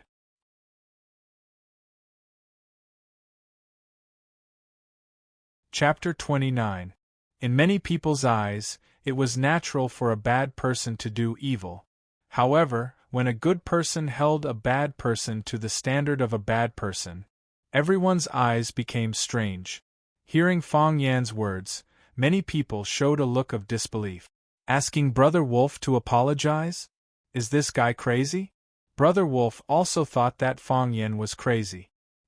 He took out a cigarette from his pocket, and naturally, his men next to him came over to help him light it. Puffing out a few smoke bubbles, he squinted his eyes and looked at Fang Yan with his misty eyes. With a vicious expression, he said, Brat, are you serious? Really, you can't afford to play. I'm just playing with you, Fang Yan said with a smile. I'll ask you one last time. What are you doing? Don't let the flood break the temple of the Dragon King and fight among ourselves. Are you crazy? You were born to be a hooligan. Do you think that everyone in the world is a hooligan like you? I've said it before, I'm an honorable teacher. Fang Yan said angrily. Which school are you from? Oh, you want to threaten me? Fang Yan sneered. Do you think I'm scared? I'm Fang Huohua, a math teacher at No. 1 Middle School. Go ask around. There's no one in the school who doesn't know me. If you have the ability, come find me at No. 1 Middle School. I'll accompany you anytime. Write it down, Brother Wolf said to the men around him. Big brother, don't worry. We'll remember it. This kid won't have a good life in the future, one of the men said. They had decided to gather a group of brothers to visit Fang Huohua at No. 1 Middle School every day, so that he wouldn't be able to teach in the school safely. If it didn't work, they would use their big brother to put some pressure on the principal of No. 1 Middle School to kick this teacher out of the school. When meeting a soldier, it was hard to reason with him. When a scholar met a hooligan, he could only blame it on his bad luck. I'll give you one more chance. Brother Wolf looked at Fang Yan and said, Say sorry, Brother Wolf, and I'll pretend that I didn't hear what you said just now. Let's call it a night, what do you think? If I could say sorry to you, I wouldn't have asked you to stay when you were leaving just now. Fang Yan smiled. I'm a person who cares a lot about face, especially in front of my female students. Do as I say, kneel on the ground, kneel in a row. Everyone should kiss their shoes or something else and say, Big brother, I'm sorry, I was wrong. F***ck, do you want to die? The hooligans were in an uproar. They were used to being lawless and taking the initiative to bully others. When had they ever been bullied like this? Brothers, let's F***ck them up and let them bleed. Everyone, listen up. A teacher from No. 1 Middle School brought a female student to a bar. In the future, don't send your own children to be harmed by them. No matter how good his martial arts are, he's still afraid of a kitchen knife. Brother Wolf flicked the ash off his cigarette and looked at Fang Yan with a fake smile. He said, Do you think that you can show off in front of us just because you know a few moves? I see that you're also a good man, so I kindly advised you. Since you've acted tough, you should take advantage of the heat and go back to F***ck. Do you think we're afraid of you? Since you don't know how to appreciate kindness, then let's not talk anymore. Half a sentence is really too much, Fang Yan said. Fight was just one word. Fang Yan. Jiang Qin pulled Fang Yan's arm from behind, reminding him not to act rashly. These hooligans looked very fierce, and she was worried that Fang Yen would get into trouble. She was the one who brought Fang Yen out. If anything happened to Fang Yen, she would feel very bad. Do you have to apologize for doing something wrong? Fang Yen looked at Jiang Qin and asked gently. Yes, but do you have to be punished for breaking the law? Fang Yen continued to ask. Yes, but, no buts, Fang Yen said loudly. If I were your teacher, I would definitely teach you this. You can't be corrupted by riches and honor, and you can't be subdued by force. I hope that my students are people with such integrity. Jiang Qin's eyes were intoxicated, and the blood of Nong Po and the others, which had just retreated, boiled again. Mr. Fang is right, whoever does something wrong has to apologize. That's right, why are you bullying us? We didn't do anything wrong. They harassed underage girls, send them to jail. The students waved their fists and shouted loudly. If it weren't for Fang Yen standing at the front, they might have rushed up and fought with Brother Wolf and the others. Of course, the premise is. Fang Yen waved his hand to signal everyone to be quiet. Before you do this, you have to secretly measure in your heart whether you are a match for the enemy, or whether there is a peerless master like me who is willing to stand up for the injustice. The shouting stopped abruptly. Everyone's faces were purple and red, and they stared at Fang Yen with shame and anger. The onlookers also condemned. This teacher is too deceptive. In the future, we must not let our sons, daughters, nephews, nieces, grandchildren go to number 1 middle school. It's okay to bully hooligans, but how can you bully your own students? Crack, Brother Wolf threw the cigarette butt in his hand on the ground and stepped heavily on it with his leather shoes to crush the flame. He spat, looked at Fang Yen, and said, Well, I won't take advantage of you. Come on, let's practice first. What do you mean practice? Fang Yen asked. It's a casual fight. Whoever knocks the other down wins, Brother Wolf said. Whoosh! Fang Yen rushed in front of Brother Wolf, hooked his right wrist, and controlled Brother Wolf's thick neck in the palm of his hand. His body pressed against Brother Wolf's body as he retreated, and when Brother Wolf was not stable, he pulled him forward. Clang! Brother Wolf's big face slammed into Fang Yan's knee, which had already been raised, and it was a domineering knee strike. Bang! Brother Wolf's body lay limply on the ground, blood spurting from his nose, and he looked terrible. Is that right? Fang Yen asked. Brother Wolf could not answer, and the punks did not have the courage to answer. Jiang Qin and her classmates did not know how to answer. 1 second? Or even shorter. They did not see clearly what had happened. Why was Brother Wolf lying on the ground? The audience also expressed that it was too unsatisfying. The speed was too fast, the time was too short, and they did not see a physical fight. They did not see a punch to the flesh. If it was not for free, they would have asked the organizers for a refund. Fang Yen stepped on Brother Wolf's chest and said to the punks, You guys either sneak away, or I won't make things difficult for you. If you want to take Brother Wolf away, then listen to me, kneel on the ground and say sorry. Thump! Blondie knelt on the ground, hugged Fang Yan's leather shoe, and kissed it, shouting, Big brother, I'm sorry. Wrong kiss, Fang Yen said. Kissed the wrong person? The blonde looked up at Fang Yen. Fang Yen pointed to Nong Po and the others and said, Kiss their shoes, every one of them. Yes, big brother, Blondie replied. He thought to himself, this guy is really vicious. It's a pity he is not a hooligan. Brother Wolf only asked them to kiss his foot, but this bastard asked them to kiss everyone's feet. The other punks looked at each other and all knelt down. They wanted to run, but if they did, they would not be able to recognize Brother Wolf as their big brother in the future, and they would not be able to establish themselves in the underworld. Big brother, I'm sorry, I was wrong. Big brother, I'm sorry, I was wrong. It was hard to apologize, but it was also very painful to be apologized to. Nong Po and the others tried not to look at the punks who were hugging and kissing their feet, but their bodies were trembling slightly. They felt as if they had understood something in their minds. They tried hard to think, but they could not find anything. After the punks completed the apology ceremony, Fang Yen lifted his foot from Brother Wolf's chest and said to Brother Wolf, "Remember clearly, I am Fang Yen from number 1 middle school. No, it's Fang Huahua. Don't find the wrong person." He waved his hand impatiently at the punks and said, "Take him away." The punks rushed forward, picked up Brother Wolf, and ran outside quickly. They even forgot to say a threat like, "There's still time." The security guard in the bar came out and asked a few questions before he was sent away by Fang Yen. They bullied the weak and feared the strong. Fang Yen did not have a good impression of them at all. After this incident, no one was in the mood to play anymore. The girls went to the private room to get their bags and then left the bar under Fang Yan's lead.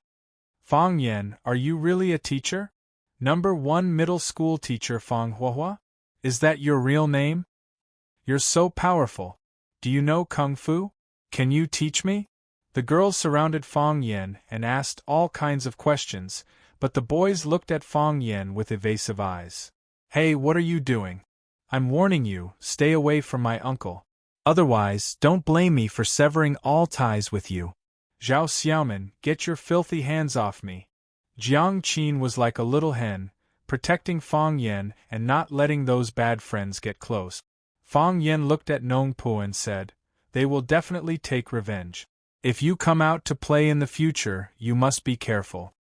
Nong Po looked up at Fang Yen, gritted his teeth, and said firmly, "I won't come to this kind of place again."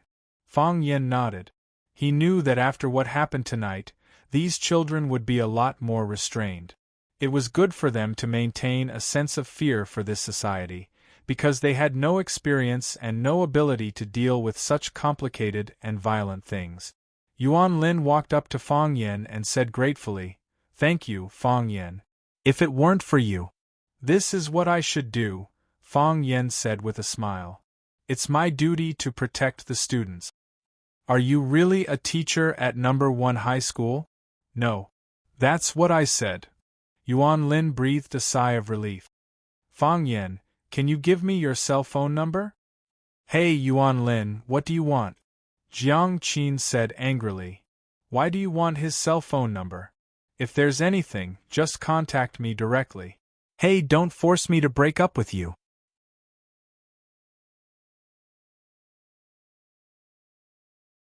Chapter 30.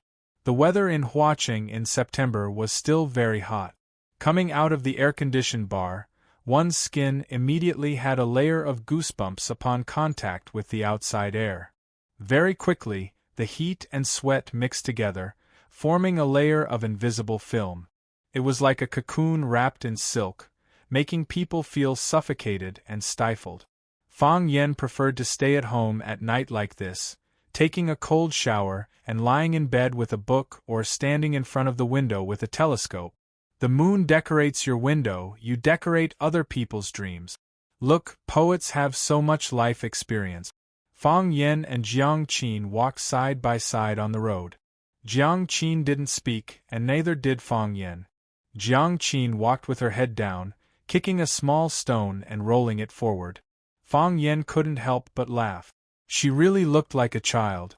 Of course, in Fang Yan's heart, she was indeed a child. "What are you laughing at?" Jiang Qin turned to look at Fang Yen, her bright eyes without any impurities. It was good to be young. Her eyes were as clear as a mirror. "Nothing." Fang Yen shook her head. "Don't you want to say something?" Jiang Qin asked. "Say what? What don't you want to ask?" "Ask what?" "Tell me, if you weren't here today, how would we deal with this?" Jiang Qin asked. "Leave.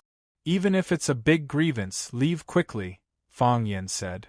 "To save your dignity, it will only make you lose more dignity. Not willing to bear the loss will only make you lose more. How can you deal with it in such a straightforward and cool way?" Jiang Qin asked.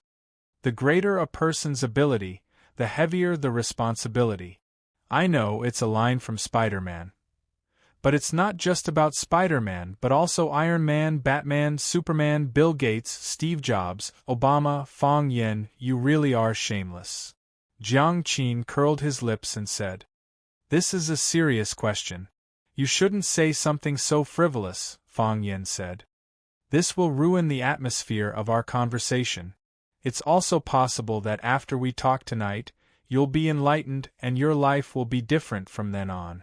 In the future, when I successfully write my memoirs, I will write that it was a night so serious that even the air froze. What are you trying to say? Jiang Qin asked. Girls shouldn't go to bars, Fang Yen said. I'm talking about girls who are still in middle school. Can't you just say it directly? I'm a teacher. If I speak as poorly as you, wouldn't that be an insult to the profession of a teacher? Fang Yen, call me Teacher Fang Yen.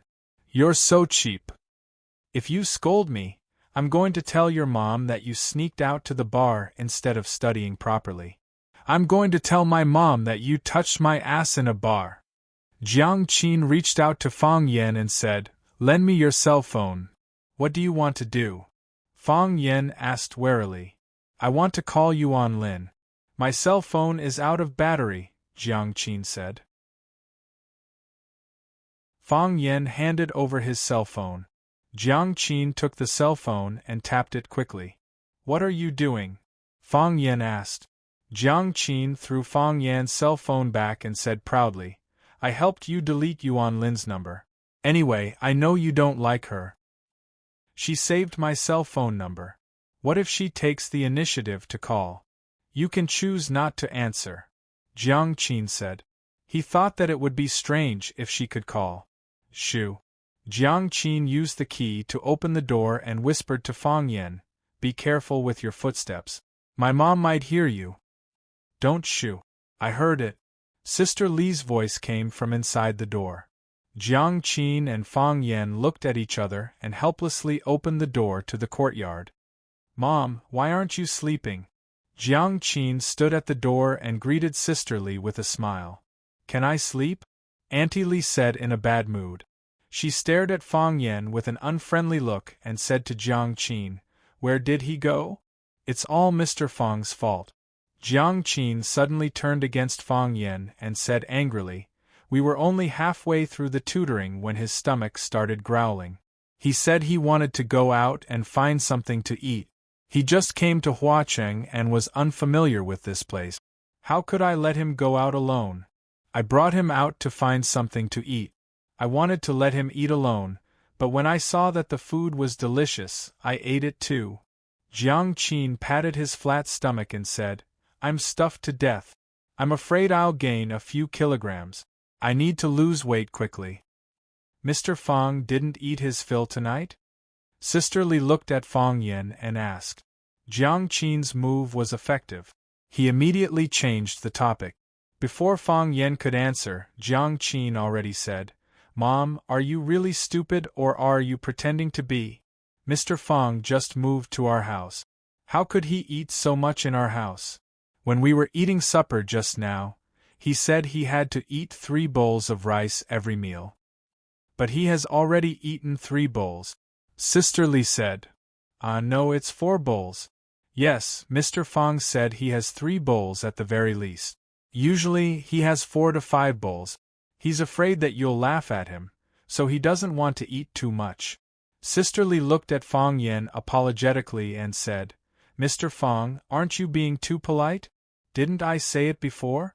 We're all family. Why are you being so polite in our house? Don't do it next time. I'll make more food in the future and make sure you're full. Okay. Fang Yen wanted to find a hole to hide in. This Jiang Qin. Did she think he was a pig? Make more meat dishes. Mr. Fang said he likes meat, Jiang Qin said. No problem. Sister Li laughed. What's so difficult about it? Have you forgotten what our family does? Jiang Qin yawned and said, I'm full. I'm sleepy. I'm going back to sleep. Hey, go to sleep. You still have class tomorrow. Sister Li said. Good night, Mr. Fang. Jiang Qin said goodbye to Fang Yen with a wink. Good night. Fang Yen waved his hand. Jiang Qin smiled and walked toward the inner room. Wait! Sister Li shouted. Jiang Qin was shocked. She turned around and complained, "Mom, what are you doing? Are you trying to scare me to death?" "Sweetheart, your clothes. You weren't wearing this before, right?" "This is it," Jiang Qin said firmly. "I went upstairs to take a shower and change. This is it. This is it." Sister Li patted her head and sighed. "Menopause. My memory is getting worse." Jiang Qin walked over and hugged Sister Li's arm. "How can my memory be bad? Why do you never forget to make breakfast for me in the morning? This silly child." Sister Li hugged her daughter lovingly and said with relief. Jiang Qin secretly stuck out her tongue at Fang Yan and went back to the room with Sister Li. "Why does it seem like an affair?" Fang Yan said, wiping the sweat on his forehead. When Huang Haoren returned home, his father, Huang Wenxiang, was sitting in the study, working. As the chief reporter of Huaxia Metropolis Daily, Huang Wenxiang rarely went to the newspaper office.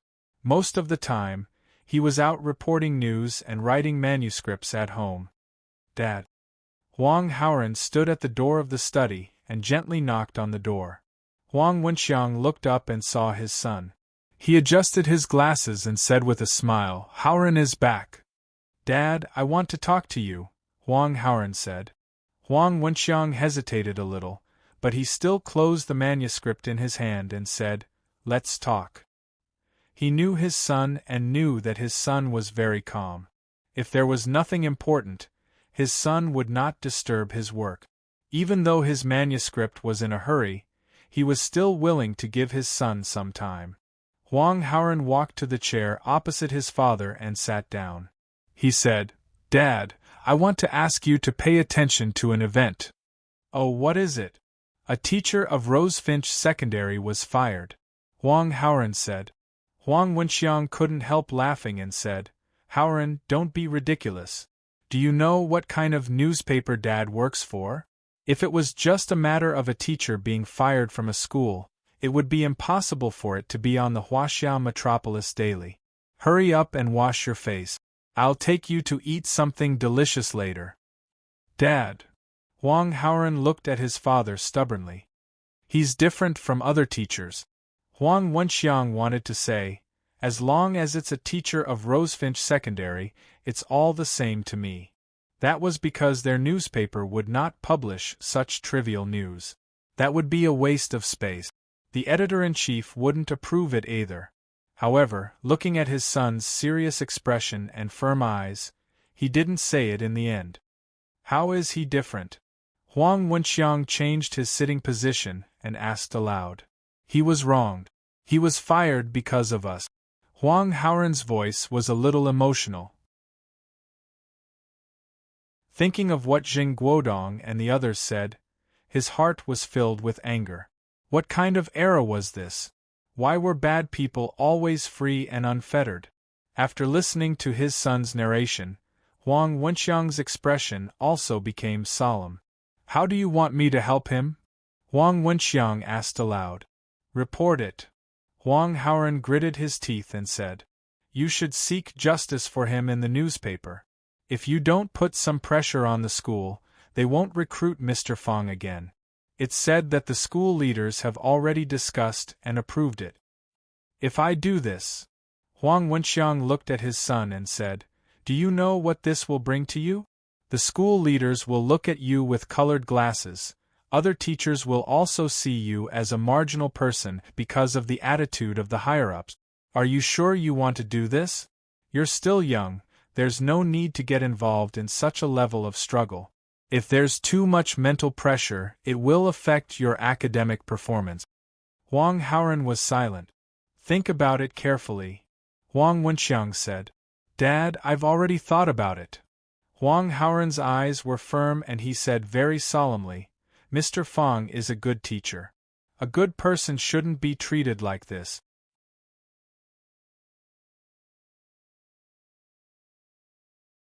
Chapter 31. Early morning. It was a thin mist. "I can't see my hands and I can't walk when I see my hands." Fang Yan moved his toes, and his hands quickly drew circles one after another. Sincerity in the heart, form on the outside, ever-changing and ever-changing, the fire reaches perfection. God is solemn, and appearance is majestic. The atmosphere is pure, and the spirit tool is pure. The heart is myriad, and the 5 skandhas are hidden. Circles within circles, and in the end, only a straight line could be seen. No matter how difficult it is to approach from all directions, even if a brave person suddenly invades, he will fall. Fang Yen. Jiang Qin, who was wearing a blue school uniform with a ponytail and a pretty face, stood at the side with a smile. This girl seemed to have a dual personality. Last night, she was dressed like a nightclub queen, and now, she was back to being the pure and cute girl next door that Fang Yen was familiar with. Call me teacher. Teacher Fang Yen. Jiang Qin looked at Fang Yan's dance and said, Are you really a Tai Chi expert? When have I ever lied? That's a lie, Jiang Qin said with a pout. Didn't you say you're a teacher at number 1 middle school? Aren't you Fang Huahua? Aren't you teaching mathematics? Tai Chi is all about what's real and what's fake. You can't let your opponent see your background clearly, Fang Yen said confidently. What are you doing here? To get my bag, Jiang Qin said. Last night they said they were going to tutor at Fang Yan's place, but in fact they sneaked out. On the cabinet in my room. Fang Yen stopped practicing and wiped his hands with a towel. Jiang Qin raised his wrist and waved it in front of Fang Yan's eyes and said, It's 7 o'clock, aren't you going to school? School? Fang Yen was stunned for a moment and said with a smile, You go first, I still need to take a shower. Aren't you going to be late? I don't have class for the first 2 periods, Fang Yen said. He was too ashamed to tell others that he had been fired after only 2 days of work. In that case, Sister Li would definitely not cook delicious food for him anymore. Then I'll leave first. Bye. Jiang Qin waved at Fang Yen. Come back early tonight. To the bar again? Tutoring, Jiang Qin said, rolling his eyes. Do you think I'm an alcoholic? That's good, Fang Yen said with a smile. It seemed that last night's encounter had caused the lass to reflect on her actions. Outside, it was lively and bustling, but there were also demons and monsters hidden. To these children who had yet to reach adulthood, it was simply impossible to guard against. Watching Jiang Qin skipping away, Fang Yen also returned to his hut. When he came out of the bathroom, he saw 2 missed calls on his phone. One was the personal phone number of the office director, Zheng Jing, and the other was an unknown number. Fang Yen ignored the unknown number and directly dialed Zheng Jing's phone number. As soon as the phone was connected, he quickly hung up the phone. Soon, Fang Yan's cell phone rang. Director Jing, I'm really sorry. Fang Yen apologized with a smile. I accidentally hung up the phone. I was about to call you. Fang Yen, come to the school. Principal Lu wants to see you, Zheng Jing said coldly. Wasn't I fired? Fang Yen asked. This is something that everyone knows. You don't have to repeat it again, Zheng Jing said. Fang Yen thought, this guy's mouth is really vicious, and his words are not gentle at all. Is he still a model teacher? Fang Yen rushed to the principal's office, but he didn't see the office deputy director, Zheng Jing, outside. Instead, a delicate little clerk was waiting at the door to greet Fang Yen. Seeing Fang Yen coming, the little clerk stood up and said, Mr. Fang, Principal Lu is waiting for you in the office. He said that you can go in directly when you come. Thank you. Fang Yen thanked the little clerk. You're welcome. The little clerk blushed and said with a smile. He thought, everyone says that this new teacher, Fang Yen, is a troublemaker, but he is actually quite handsome. He is also young, much younger than other teachers. Although his job is not very stable, he is still barely worthy of me. Fang Yen knocked on the door of Lu Chaoga's office. When he heard a "please come in" voice, he pushed the door and went in. Lu Chaoga stood by the window with her back facing Fang Yen. She was bending over and trimming a potted plant. Her figure was exquisite, and her buttocks were plump. Looking from the side, her chest was heavy, and it looked very majestic.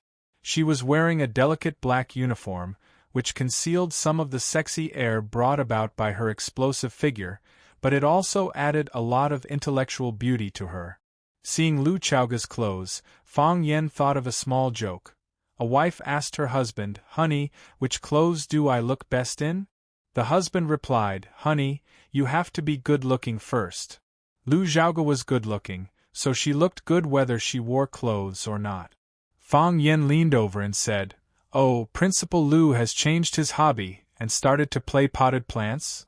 Flower arrangement needs to be calm and complete the whole work in the best state of mind. Only when it is done in one go can it show the most smooth and harmonious beauty."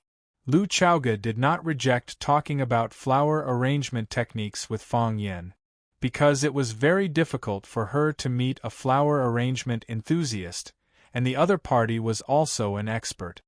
Potted plants are not so strict. If you can't finish it today, you can continue tomorrow. It's enough as long as you have a general model in your mind. In our country of Huaxia, there is a saying that the ass determines the mind. Because Principal Lu likes flower arrangement, he looks down on potted plant. In fact, potted plants are the same as flower arrangement, they both need to invest feelings. They also have vitality, and they can also show the artistic form or effect we want in the most perfect posture. Fang Yen said, "1 book, 2 paintings, 3 inserts, 4 scissors, 5 craftsmen, each of which when done to the extreme is art." Lu Chaoga thought for a long time, nodded and said, "You are right, I am biased. Principal Lu is knowledgeable and has a wide range of hobbies, and he is so humble. I am far inferior to him." Fang Yen sincerely praised. "Hearing you say that, I don't feel happy at all," Lu Chaoga said. She put the scissors on the windowsill, took off the leather gloves on her hands, turned around and walked to her desk. "Principal Lu, you asked me to come here, to give me my salary, right? I knew it, Rosefinch Secondary is such a big and famous school, why would it care about my few hundred yuan? Impossible. The salary will be paid on the 15th of next month," Lu Chaoga said. Fang Yen counted with his fingers and said awkwardly, "Sigh, I am running out of food." "What?" Lu Chaoga asked. "I said I am running out of money to eat," Fang Yen complained. "In order to make a living, I am tutoring people outside." Lu Chaoga looked at Fang Yen in surprise and said, "It doesn't look like it." She really couldn't imagine how a person like Fang Yen could not have money. "Do I need to lie to you about this kind of thing?" Fang Yen smiled bitterly. "Principal Lu, you don't know, it is hard to find a job nowadays and the prices are expensive. Rent, water, and electricity all need money, right? Food, drink, and toilet also need money, right? Even if I asked someone to help me clean my shoes, it would cost 3 yuan. I bargained for 2 yuan, but they were not willing. In the end, it was 250 yuan. Which man doesn't want to show his extravagance in front of a beautiful woman? I also want to tell you that I drove my Bentley sports car here today instead of taking the bus. I also want to tell you that I ate French steak and foie gras last night. The foie gras was too old for me to swallow. I am a man and you are a beautiful woman, why didn't I do that? I have no money in my pocket, so it is a lie to tell you. Principal Lu, can you lend me some money?" Fang Yen looked at Lu Chaoga shyly and said, "When I get my salary, the first priority will be to pay you back." Lu Chaoga had an impulse to explode again. This guy. Did he ever think of himself as a leader for a second? Seeing Lu Chaoga was silent, Fang Yen thought she was unwilling and said, "Principal Lu, you don't have to worry that I won't pay you back. I promise with my character. I will pay you back when I get my salary. By the way, I can also write you an IOU." "How much?" Lu Chaoga asked. She felt that she must be crazy. Why did she talk to him about this problem? 30 to 50,000. Fang Yen saw that Lu Chaoga's face was not right, so he quickly changed his words and said, 3 to 5,000 is also fine. Lu Chaoga took out her bag from the drawer and found her wallet from the bag. She took out a stack of money from the wallet and said, "Only this much?" Fang Yen took the money and counted it. He said happily, 3,600. It is quite a lot. Nowadays, only fools carry so much cash in their wallet. I will write you an IOU. No need. Lu Chaoga waved her hand. She really didn't want to talk about this anymore. She wanted to end the topic quickly. Just deduct it from your salary. Okay. Fang Yen nodded and put the money into his pocket with a smile. Principal Lu, then I will go back first. Go back where? Lu Chaoga asked. Is there anything else? Lu Chaoga looked up at Fang Yen and said, You have 2 classes today. Wasn't I expelled from the school? Fang Yen looked up at Lu Chaoga with surprise and asked happily, I wasn't expelled? No. You are not leaving. I am not leaving. Actually, you can leave.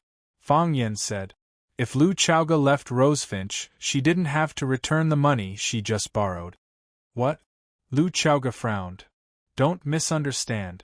Fang Yen explained. Principal Lu is different from me. I can't find a job in other places. Principal Lu, other schools are rushing to invite you to work. A talent like Principal Lu should naturally go where he can display his talent. Don't force yourself because of me, a small teacher. Do you think I said that because I hope you don't have to return the 3,000 yuan after you leave? You look down on me, Fang Yen. I'm afraid that I'll drag down your bright future. Fang Yen. Yes. First, I am not staying because of you. I see. Fang Yen said. The nature of women is that they don't mean what they say. Who said this sentence? Second, in Rosefinch, I can also find a way to display my talent. I don't doubt it at all. Third, cooperate with my work in the future. Of course. I am your person, I know. Fang Yen nodded repeatedly. Principal Lu, why does the school not want me to leave again? Did you help me? Lu Chaoga looked at Fang Yen deeply and said, Thank your students. Students? Fang Yen was confused. Wasn't Lu Chaoga helping him?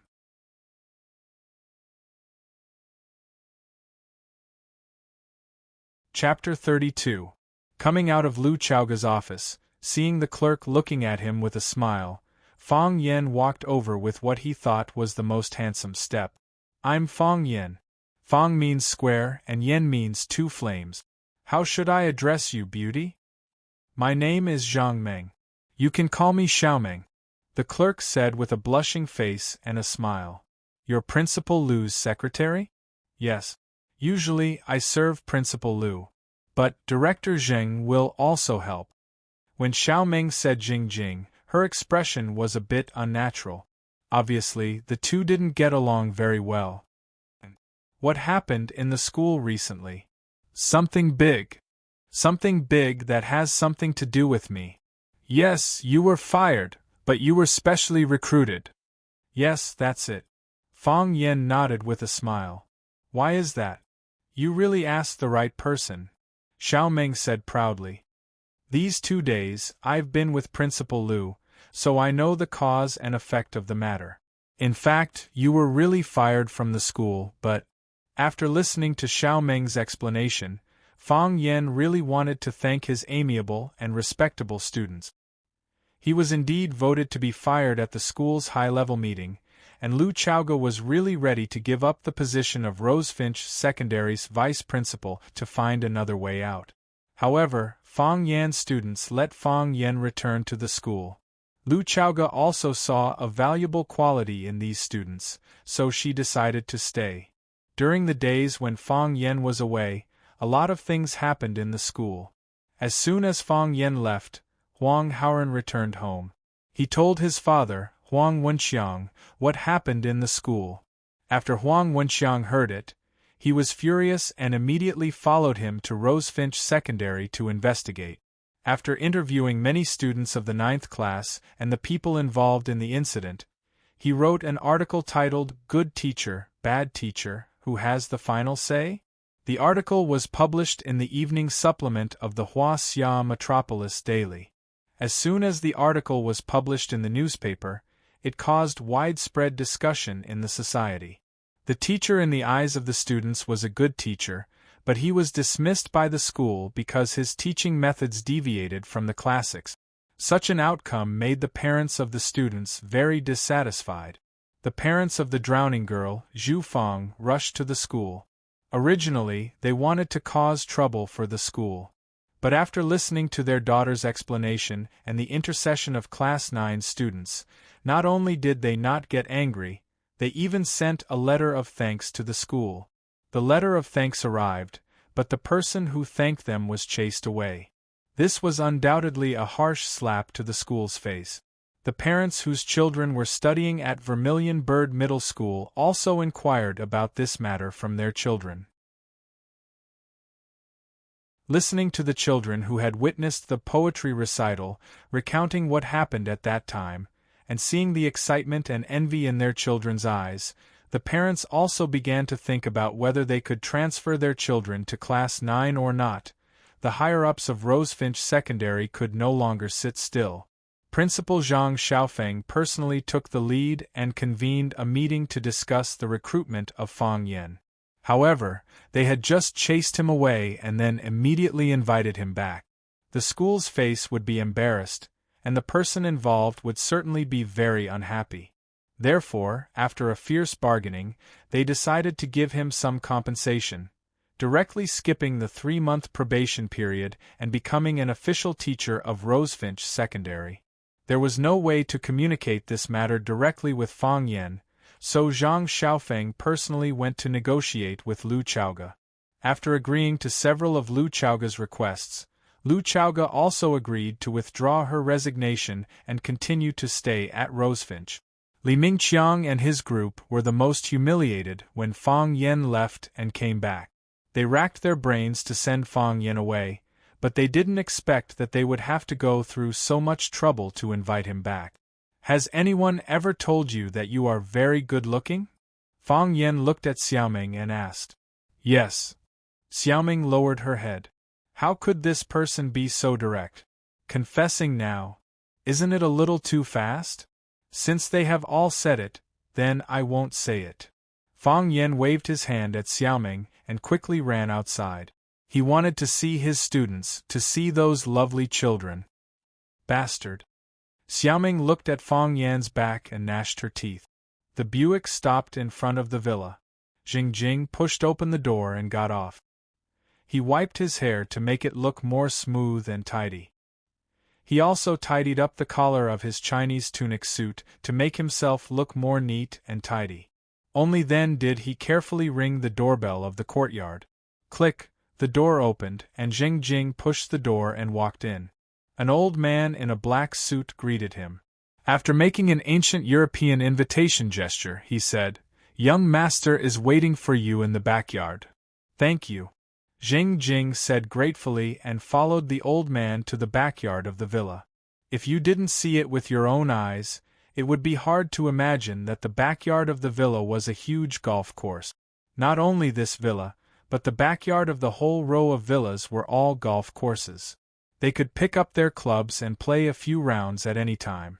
A man with his back to them was swinging his golf club to hit the ball. He was tall and straight, and his posture was standard. It was obvious that he was an expert in this field. Whoosh! The man swung his club, but the ball didn't move. It was empty. The man turned around and casually handed the club in his hand to the old man beside him. He said with a smile, "Jing, every time you come over, you affect my performance." Jing's forehead was full of sweat, and his round body tried to bend down. He said in fear, "Young Master Jiang, it's my fault. It's my fault. I shouldn't have come at this time. I asked you to come at this time, but you didn't come at this time. When were you going to come?" The man asked with a straight face. Yes. Young master asked me to come, so I came immediately." Jing nodded repeatedly. Even he didn't know what yes meant.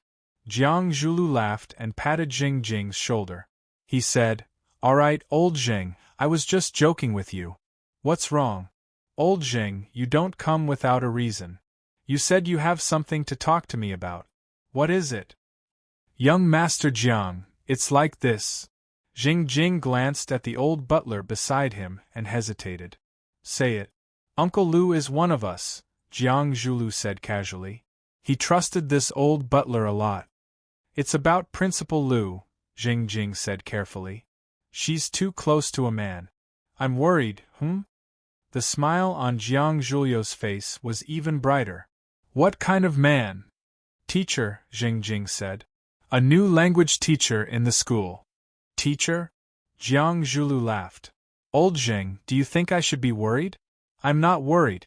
Young Master Jiang, you don't have to worry about anyone, Jing Jing quickly explained. I think this person is a bit different. Young Master Jiang should pay attention to him. How different? Despicable. Jiang Zhulu looked at Jing Jing in surprise and asked, What kind of evaluation is that? Young Master Jiang, this is what I really think. How should I put it? If I had to find a word to describe him, the first word I would think of would be despicable. He's really annoying. If that's the case. Jiang Zhulu looked at Jing Jing with a faint smile. Why should I pay attention to such a despicable person? Maybe men don't like him, but women will probably like this kind of man, right? Jing Jing said uncertainly. In any case, he didn't like Fang Yen a million times in his heart. Before he came, he was Lu Chaoga's #1 confidant. After he came, not only did he steal his flattering lines, but he also made Lu Chaoga alienate him more and more. Because of him, Lu Chaoga reprimanded him several times mercilessly. He felt that his pride was hurt. Fat people were also human, okay? How uncomfortable would it be for them to treat him like this? Jiang Zhulu looked at Jing Jing thoughtfully and said, Do you think it's possible for Lu Chaoga to fall in love with such a despicable person? Principal Lu did a lot of things for him, Jing Jing said. Really? Tell me about it, Jiang Zhulu said with great interest. Several times he got into trouble, it was Principal Lu who came forward to protect him. This time he was expelled from the school, but Principal Lu, if you don't finish your sentence next time, don't ever say the second half of it, Jiang Zhulu said. Principal Lu wanted to leave with him. She also said that if he left, she would also leave, Jing Jing said hurriedly. Old Jing, that's right. I hate beating around the bush when I speak, Jiang Zhulu said with a smile. He waved to the butler, and the butler immediately gave him the golf club. Jiang Zhulu took the club, clenched it with both hands, and suddenly smashed it towards Jing Jing's head. Jing Jing was caught off guard and was attacked. He covered his face and fell to the ground, crying in pain. Jiang Zhulu didn't intend to let him go so easily. He waved the club and hit his face again and again. Jing Jing held his head with both hands and screamed. Jiang Zhulu didn't stop until the club flew out of his hand. He took the white silk handkerchief from the old butler and wiped his hand. He squatted down and looked at Jing Jing's scarred face. He reached out and pulled him up from the ground. He asked with concern, Old Jing, are you okay? I'm fine. Young Master Jiang, I'm fine, Jing Jing said with a sobbing tone. It's good that you're fine. I'm just a person with a bad temper, Jiang Zhulu said apologetically. But, if you let me vent, it'll be fine. Isn't that right? Yes. I understand. Old Jing, you're so disappointing. I put you in this position so that you can take good care of Lu Chaoga. What happened? You didn't even tell me that such a big thing happened? Things happened too fast. I didn't have time. How fast? That Fang Yen. He came here 2 days ago. 2 days. The smile on Jiang Zhulio's face froze. 2 days, and Lu Chaoga is leaving with him? Yes. Jiang Zhulu was silent. After a long time, he suddenly asked, Old Jing, what kind of person do you think I am? A charming person. No. You're not telling the truth. Jiang Zhulu waved his hand. There was an inexplicable sense of ridicule on his handsome face. I'm a pervert. Am I right? Tell me, is this B*tch afraid of a pervert? He must be afraid. He must be, Jing Jing said. That's good. Jiang Zhulu nodded in satisfaction. It seems I should have a good talk with him. I wonder, does this B*tch have a sword that can save his life?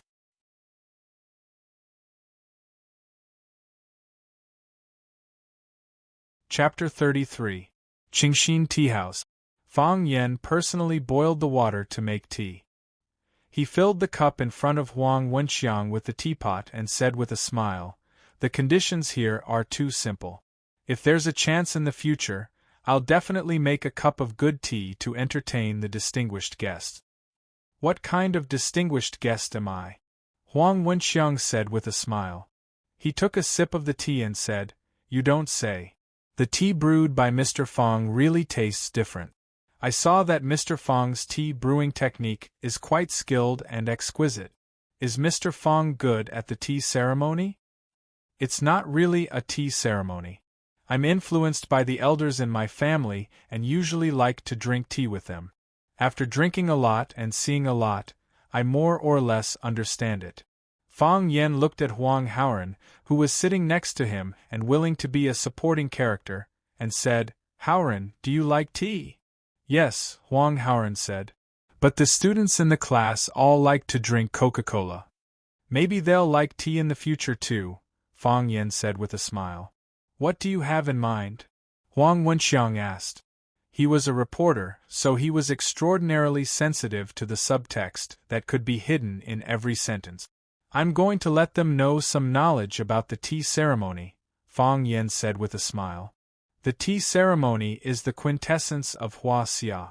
Brewing tea and drinking it can calm people down, cultivate their character, and improve a person's personal quality and cultural accomplishment. It's a pity to lose such a good thing. Can't be passed down by one person, nor can it be passed down by one family. If a group of people and a country were to pass it down, why would we worry that the tea ceremony of Hua Xia can't be carried forward?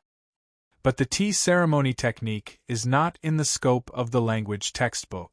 If you teach this, aren't you afraid of being expelled from school again?" Huang Wenxiang asked doubtfully. Fang Yen did not answer Huang Wenxiang's question. Instead, he looked at Huang Haoren and asked, "Huang Haoren, do you think the students will like the tea ceremony lesson?" "Yes." Huang Haoren's eyes lit up. "I'm sure many students will like it. Do you think this is good for you?" Fang Yen asked again.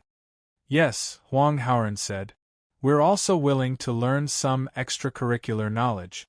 We also want to learn things that interest us, but there's too much content in the textbooks and too much extracurricular homework. We don't have the time or the channels, so we can only leave it at that." Actually, the students liked these things very much. Why did the dance club and taekwondo club have so many members? Isn't that proof that everyone likes these things? Fang Yen was very satisfied with Huang Haoren's answer. Only then did he say to Huang Wenxiang, "Because there is no test, as a teacher, he doesn't teach. Is this really for the good of the students?" But now, all the schools are only using fractions. If you delay the students' studies, who says that students who learn the way of tea can't get high marks? Fang Yen retorted. There are a few months in a semester. How many pages are there in a Chinese textbook? If you study hard, a month's time is enough. Why do our students need such a long time to learn? Because they hate studying. Fang Yen gave the answer to this question himself. They spend all day memorizing who was born and who died in what year. This essay represents the author's point of view. This poem expresses the poet's state of mind. The person has been dead for so many years. Who knows what the author's point of view is expressed in the essay? Who knows the poet's state of mind when he writes the poem? Maybe it's a sentence that he forced out while squatting in the toilet with constipation. He gave it a self-righteous interpretation and then told the students that it was the correct answer. Are the people who interpreted it the author himself? Is it the poet himself? Since that was not the case, Why did they think that their interpretation was correct? Why can't the students have their own interpretation? Must the students' interpretation be wrong? If every student has their own interpretation, then how can we determine if they get a score? Huang Wenxiang asked. Why does it have to be based on a unified thinking to get a score? Fang Yen said helplessly. Literature is art. Art is something that is hard to determine. We rank the students on a scale of 1, 2, 3, 4, 5, 6, 7. The first one is closest to the poet, and the second one understands the poet the best. However, we can't teach any poet. Interesting point. Huang Wenxiang smiled. Do you mind if I organize these words and post them on the Huaxia Metropolis Daily? The last essay received a great response from the parent. If we post a second one, it should be able to heat up the topic again. Okay, but don't put my name on it, Fang Yen said. Why? Because. How could Fang Yen tell them that he didn't want to be famous because he was afraid that the violent girl, Yi Ro, would suddenly come to him and beat him up? I'm a quiet person. I like peace. I don't like to be influenced by vulgar things like fame and fortune. There aren't many good teachers like you. Huang Wenxiang sighed. No wonder Haoran said you're different from other teachers. If I had 40 students, I would want to teach 40 geniuses in different fields, not the same type of talent, Fang Yen said. That's why I'm different from other teachers. Mr. Fang is of noble character and unquestionable integrity. Do you get paid for your essay? Yes. I'll give my payment to Haoran to buy a book. No. The payment is yours. I'll have Haoran bring it to you. You're too polite, Mr. Huang. You're welcome, Mr. Fang. There were 2 Chinese classes in the afternoon, so Fang Yen didn't get off work early. When he was sitting in the office reading, Chen Dehai walked in with a teacup in his hand. Mr. Chen, you're here. Team Leader Chen, how come you have time to inspect our Chinese team? Old Chen, have some tea. I brought some camellia from my hometown. It's fragrant. Chen Dehai was the team leader of the first-year mathematics team and the homeroom teacher of Class 9. He was on good terms with the vice principal, the dean, and other school leaders. Therefore, he was a good person to suck up to among the ordinary teachers of no rank. Chen Dehai smiled and greeted the teachers. Then, he stood in front of Fang Yen and looked down at him. He said, Mr. Fang, these are the leave slips from Jing Guodong, Chen Tao, and Li Yang. They're not feeling well, so they asked for leave from me. I told them to go back and rest.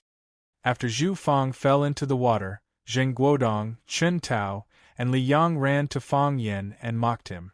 They were so sarcastic that they almost got into a fight with the other students who were on Fang Yan's side. Now that they knew from their family elders that not only did Fang Yen not leave, but he was coming back to be their Chinese teacher again. How could they have the nerve to come to class? It was impossible to find someone to send leave slips on their behalf. Last time they did that, Fang Yen had directly written on the back of the slip, "No approval." They couldn't bring themselves to look for Fang Yen to ask for leave. Therefore, they acted on the spot and turned their attention to Chen Dehai. Wasn't Chen Dehai their homeroom teacher? Couldn't they just ask for leave from the homeroom teacher? Fang Yen knew exactly what Jing Guodong and the others were thinking. He took the leave slips and looked at them. He asked with concern, Are Jing Guodong, Chen Tao, and Li Yang seriously ill? It's not a big deal, Chen Dehai said with a smile. He thought to himself, Fang Yen, I'd like to see how long you can be so arrogant. It's fine if you offend others, but even Director Zheng's son hates you. How can you have a good life at Rosefinch Secondary? Are they hospitalized? I'll go to the hospital to see them, Fang Yen said. They're not hospitalized. Chen Dehai felt very uncomfortable. How could this person say that? Who would go to the hospital for no reason? I saw that they only asked for 2 classes. There shouldn't be enough rest time, right? Fang Yen looked at the class schedule on the table and said, The first 2 classes tomorrow are my Chinese class, and the whole afternoon the day after tomorrow will be my Chinese class. Why don't they ask for these 5 classes together? Mr. Fong. Chen Dehai's face darkened. Students ask for leave based on their own physical condition. How can you encourage them to ask for so much leave in advance? Fong Yen smiled and said, I'm just afraid that they will suddenly have a stomachache during my Chinese class tomorrow. The day after that, they will be on their period again. So, I'm reminding them to ask for leave at once. Isn't that better? It's convenient for them, and it's convenient for me. It seems that Mr. Fong is prejudiced against these 3 students? Chen Dehai began to accuse Fong Yen.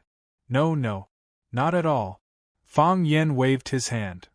Although Teacher Chen framed me behind my back, I won't treat Chen Tao differently just because he is your son. Although this child's nature is bad, he is still a child. As a child, he has the chance to turn over a new leaf. As a teacher, we should have confidence in our students. Fong Yen, how can you say that? Whose nature is bad? Who framed you behind your back? Chen Tao's nature is bad. Teacher Chen framed me behind my back. Fong Yen smiled bitterly. We are all colleagues. Why do you have to force me to say it so clearly? How can we get along in the future? You. Let's go. Follow me to see the principal. Chen Dehai was about to go crazy because of Fong Yen. He pulled Fong Yan's hand and wanted to take him to see the school's leader. Teacher Chen, don't be so impulsive. Fong Yen comforted him with a gentle voice. The fewer people who know about this, the better. If you make a ruckus like this, everyone will know. It won't be good for you and Chen Tao. Chen Tao is still a child. He can still be saved. Chen Tao is a child, so he can still be saved. As for you, Teacher Chen, there is no medicine that can save him. The other teachers couldn't sit still anymore. They all came over to mediate. Yeah, Teacher Chen, don't be so agitated. Let's talk this out. Fong Yen, you're too much. How can you talk to Team Leader Chen like that? How did Team Leader Chen frame you? If you have the ability, tell us. You have no hair on your mouth, and you're not reliable. I really don't know why the school recruited such a child. I say, everyone. Fong Yen glanced sideways at the teachers from the Chinese literature team and said, I can't stop you from sucking up to me, but don't drag me down with you. I'm also someone with a backer. You all know about Principal Lu Chaoga, right? I'm one of her people. Look, all of you are bullying the weak and fearing the strong. Once I say that I have a backer, all of you are so scared that you don't dare to say a word. Fong Yen continued to attack. The teachers felt that they couldn't go on any longer. They couldn't stay in this office anymore. Fong Yen, Chen Dehai was so angry that he was trembling. He pointed at Fong Yen and shouted, I will definitely make you leave Rosefinch. Definitely. When your son said this, he was much more imposing than you, Fong Yen said. He wouldn't take such a weak threat to heart.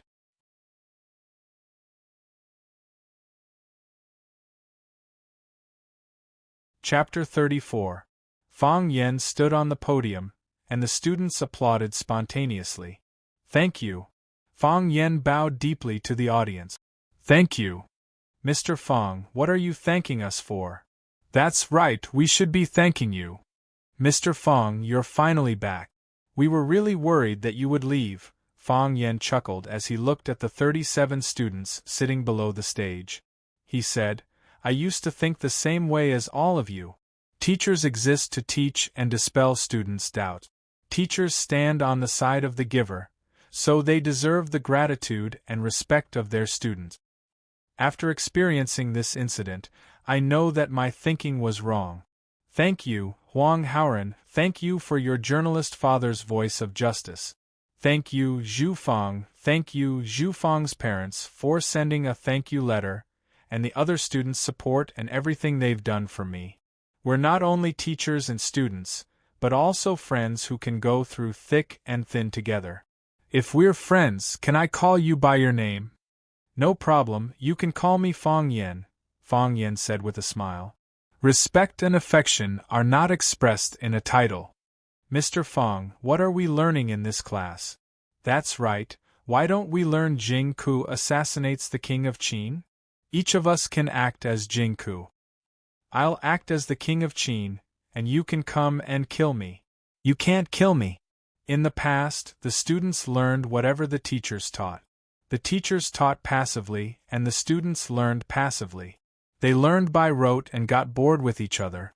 After experiencing Fong Yan's scene reenactment teaching method, the students began to take the initiative to learn a certain text. This was a rather gratifying change. If they could maintain this kind of learning drive, they wouldn't have to worry about their grades. We won't learn anything today, Fong Yan said with a smile. We learned Farewell to Cambridge Again by the Sparrow River in the last class. Can you write an essay, Farewell to Sparrow Bridge Again, based on that scene? Although you are only in your first year of high school, you will leave Rosefinch one day and enter a higher school to further your studies. Think about it, at that time, when you really had to leave the Vermilion Bird, how would you feel? There's no time limit and no word limit. As long as it's the work that you think you're most satisfied with, you can submit it to me as your homework. Once I've collected all of your works, I'll read them out one by one. Then, we'll vote for the 3 best works. The best work will be awarded the title of Outstanding Poet in Class 9, and you'll get an extra mark on your language grade. Oh right, he could also use this point to exchange for a leave of absence from his language class. If you don't want to listen to me, we don't want to exchange for leave. Who would be willing to take a leave from Mr. Fong's class? Exactly. If he wanted to take a leave of absence, he should have taken another class. For example, math class. Everyone, you have to vote for me. My work will definitely be a masterpiece. After joking around for a while, the students began to meditate. Some of the quick-witted ones had already started writing on the paper with their pens. Most of the students lowered their heads and meditated, searching for the aura called inspiration. There were even 2 students who stood up from their seats and paced back and forth in the classroom, but Fong Yan did not bother with them. Artistic creation should have no restrictions and boundaries. Fong Yan moved a chair to the back, leaned against the wall, and dozed off. It's so comfortable to be a teacher. Fong Yan sighed in his heart. If he were still at home, his father would probably force him to practice kung fu again. He really didn't understand why he kept practicing when he couldn't beat Yi Gentle no matter how much he practiced. Fong Yan thought that the next time he saw Yi Gentle, he would compete with her in reciting 300 Tang poems. Whoever could recite more would be the winner. In fact, on the day of the duel when Fong Yan was 18 years old, he also asked Yi Gentle to do the same. Unfortunately, the violent Yi Gentle didn't understand his feelings and beat him until he cried for his parents. She untied his black belt and surrendered, saying that he couldn't do it. Blood debt. Thinking of that embarrassing scene, Fong Yan felt angry. You must pay with blood. Next time, I will throw snowballs at her when I see her. I can't do close combat, but I can at least gain some advantage by attacking from a distance, right? Fong Yan couldn't help laughing when he thought of how he had smashed Yi Gentle's head with a snowball and how she had cried and begged him for mercy. Mr. Fong, wake up! Huang Haoran shook Fong Yan's arm and shouted. Fong Yan opened his eyes and found more than a dozen students gathered in front of him. More students looked at him in surprise, as if they were looking at a yellow-skinned E.T. Why are you all looking at me? Fong Yan felt that his face was damaged. I just took a nap for a while. How did I fall asleep? Didn't I ask you to write poems? All of them have been handed in. Huang Haoran pointed at the stack of papers on Fong Yan's chest and said, It was wet with your saliva. What poem, wet or not? Fong Yan grabbed the stack of poems and looked at it. Sure enough, several of them were wet with saliva. It's disgusting. This was his first reaction. But after thinking that it was his saliva, it became easier to accept. How can people dislike themselves? Let me take a look first, Fong Yan said. You guys get to your positions. Mr. Fong, are you okay? Huang Haoren asked with concern. I closed my eyes to think, Fong Yin said. I was too tired last night and accidentally fell asleep. Mr. Fong has been under too much pressure these past 2 days, Huang Haoren explained to the students around him. Everyone, don't disturb Mr. Fong's rest. Understood. Understood. The students looked as if they understood and quietly dispersed. Fong Yen was expelled from the school. If this happened to anyone, they probably wouldn't have the mood to accompany a little girl to a bar to drink and sing, right? You guys are so good to me. Fong Yen looked at the way they left quietly. His eyes were moist and his heart was sour. I will also treat you guys as treasures in my hands. Fong Yen flipped open the poems that the students handed in. He was furious and shouted, "Which idiot wrote a poem without writing his name? Do you think you are Li Bai Du Fu Bai Ji? You can tell who you are just by looking at your style? Don't make mistakes easily until you reach that step." Teacher Fong Yen. Someone shouted at the door. Hey! Fong Yen looked up and it turned out to be the school's principal, Zhang Xiaofeng, standing at the door of the classroom. Fong Yen was shocked. A leader like Zhang Xiaofeng actually took the initiative to look for him. Could it be that something happened again? In the past, he couldn't find a horse to flatter. Now that the horse took the initiative to send itself to him, Fong Yen naturally wouldn't miss such a good opportunity. Fong Yen quickly walked out and said fawningly, "Principal Zhang, are you looking for me?" Teacher Fong Yen wanted to use his own practical actions to teach his students that a man should be like a little brother, soft and hard at the same time. When soft, it was like a sponge, when hard, it was like a nail. "Mr. Fong, are you busy?" Zhang Xiaofeng asked with a smile. "Are you adapting to Rosefinch?" "Adapt, very adapt. Rosefinch is a place that you don't want to leave once you come," Fong Yen said. "If you don't want to leave, then don't leave. Just take root in Rosefinch and cultivate more outstanding students for our Rosefinch Secondary." "Okay, I'll listen to the principal." Fong Yen nodded with incomparable determination. "If the principal doesn't want me to leave, then I won't leave." Zhang Xiaofeng sneered in his heart. "I asked you to leave, but you didn't leave either? It's like this. I'm sending you a student," Zhang Xiaofeng said. "A student who can be personally sent by the principal must be a good student," Fong Yen said with a smile. His eyes glanced behind the principal, and there was an instant feeling of amazement. Fong Yen wasn't a person who hadn't seen a woman. Fong Yen wasn't a man who hadn't seen a beautiful woman. However, he still firmly believed that there was such a person in the world, a smile that could shock the immortals, as ethereal as a god. Looking back once, people would be immersed in it for a lifetime. She wore the same white shirt as other students, but on her body, there was a kind of simple yet elegant feeling. The short blue skirt could only cover her knees, and she didn't wear shoes or socks, revealing a smooth and tender long leg. Her long hair was simply draped over her shoulders, and the sunlight casually splashed on her body. However, this was not simple, and this casual was not casual either. She didn't have any intention, and she just easily jumped into other people's hearts. This girl, wasn't she a little too good-looking? "Etienne, this is Mr. Fong." Zhang Xiaofeng turned around and introduced to Qin Etienne. "Fong Yen." The girl took the initiative to extend her small hand to Fong Yen. "I'm Qin Etienne."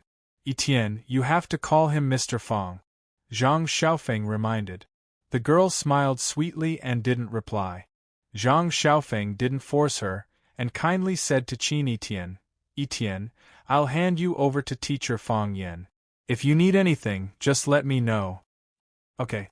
Thank you, principal." Qin Etienne smiled sweetly. "You have to call him Uncle Zhang." Zhang Xiaofeng corrected her seriously. "Okay. Hurry up and go to class. I won't disturb you." Zhang Xiaofeng looked at Fong Yen and said, Mr. Fong, I'll leave Qin Tian to you. She's the treasure of our school, you can't ruin her. Don't worry, Principal. I'll definitely treat her like my own daughter, Fong Yen said. He thought to himself, how could I ruin her? I also have moral principles, okay? As the saying goes, a teacher for a day, a father for life. Fong Yen said that he would treat Qin Tian like his own child, but he didn't mean to take advantage of others. Although he wasn't a person who didn't like to take advantage of others. You. Zhang Xiaofeng pointed at Fong Yen and left with a smile. I'm not your daughter. Qin Tian pursed her lips and smiled coquettishly. I was just using that analogy, Fong Yen explained. Then why didn't you use that analogy? Qin Tian's beautiful big eyes looked at Fong Yen without blinking. I have to treat her like my own woman? Fong Yan's eyes widened and his face was full of disbelief. Is she flirting with me? Thank God you're here.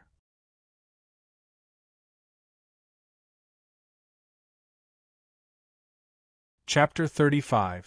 As a moral teacher, Fong Yen would never fall in love with his students. However, whether he fell in love or not was one thing, and whether or not he had a female student pursuing him was another. Just like how many female stars in the entertainment industry said to reporters, I don't want people to call me a vase. Please pay more attention to my acting skills. But did they think about the feelings of those women who had worked diligently for decades and never had anyone call them vases? Did they think about it? Yes, that was Fong Yan's mentality. Before he became a teacher at Rosefinch Secondary, he had imagined such a beautiful scene. Beautiful girls in white shirts and blue skirts were like roses that had just bloomed in the morning, fragrant and charming, shyly stuffing a passionate love letter into his teaching materials, or calling his name on the tree-lined path on the campus after school, and then giving him a cup of warm tea. He had already decided that he wouldn't tear up those love letters because it was very impolite behavior, and it would hurt the student's self-esteem. He would also drink the tea, and even accept the thermos cup that was used to make the tea. However, he would refuse them, refuse their love, and refuse to derail their feelings. I am a good man and you are a good girl. We will not have a good ending if we are together. Fong Yen said to them in the most gentle tone in the world. Because I am your teacher. Yes, he had imagined such a scene. With his idle face and powerful acting skills, how could those young girls not be fascinated by him? This day really came, a little earlier than he had expected. Is that also a metaphor? Fong Yen laughed. If the enemy doesn't move, I won't move. If the enemy moves, I won't move. First, find out the real purpose of this girl. Didn't Zhang Wuji's mother say to be careful of women? The more beautiful a woman is, the more likely she is to cheat. As a young virgin, Fong Yen was very worried that he would be cheated by a beautiful girl. If they cheated him of his body, how could he go out and meet people in the future? I'm serious. Qin Tian blinked his eyes and said innocently. You. Fong Yen felt that she really wanted to lie to him. I am your teacher. You have to respect me. I know. Qin Tian nodded. That's why I want to put you in the most important position in my heart. Fong Yen, according to past practice, shouldn't you be introducing new classmates to your classmates? Call him Mr. Fong. Okay, Fong Yen. Fong Yen was very stubborn, but the other party was even more persistent than him. Standing on the podium, Fong Yen said to everyone with a smile, Let's welcome our new classmate, Qin Tian, with a warm round of applause. No one spoke. No one applauded. However, the boys' faces were flushed, and they had an excited expression on their faces. Even Huang Haoran, who was usually the calmest, was full of excitement. He looked at Qin Tian standing on the front stage with burning eyes. Something is wrong. Fong Yen frowned. He smelled the restlessness in the air. What did these guys want to do? Qin Tian walked to the podium, glanced at the audience, chuckled and said, I know you all know me. I am Qin Tian. Clatter, the applause was like thunder. Qini Tian, Qini Tian, Qini Tian. Whether boys or girls, they shouted Qini Tian's name enthusiastically. Fanatical fans were like this when they saw their idol. What's going on? Fang Yen felt very hurt. When he introduced himself, no one applauded. But when Qini Tian stood on the stage and said something, they became crazy like this. Qini Tian raised his hand, and the applause and shouting stopped immediately. Mr. Fang, can I sit in the first row? Qini Tian asked. I can't, Fang Yen refused without hesitation.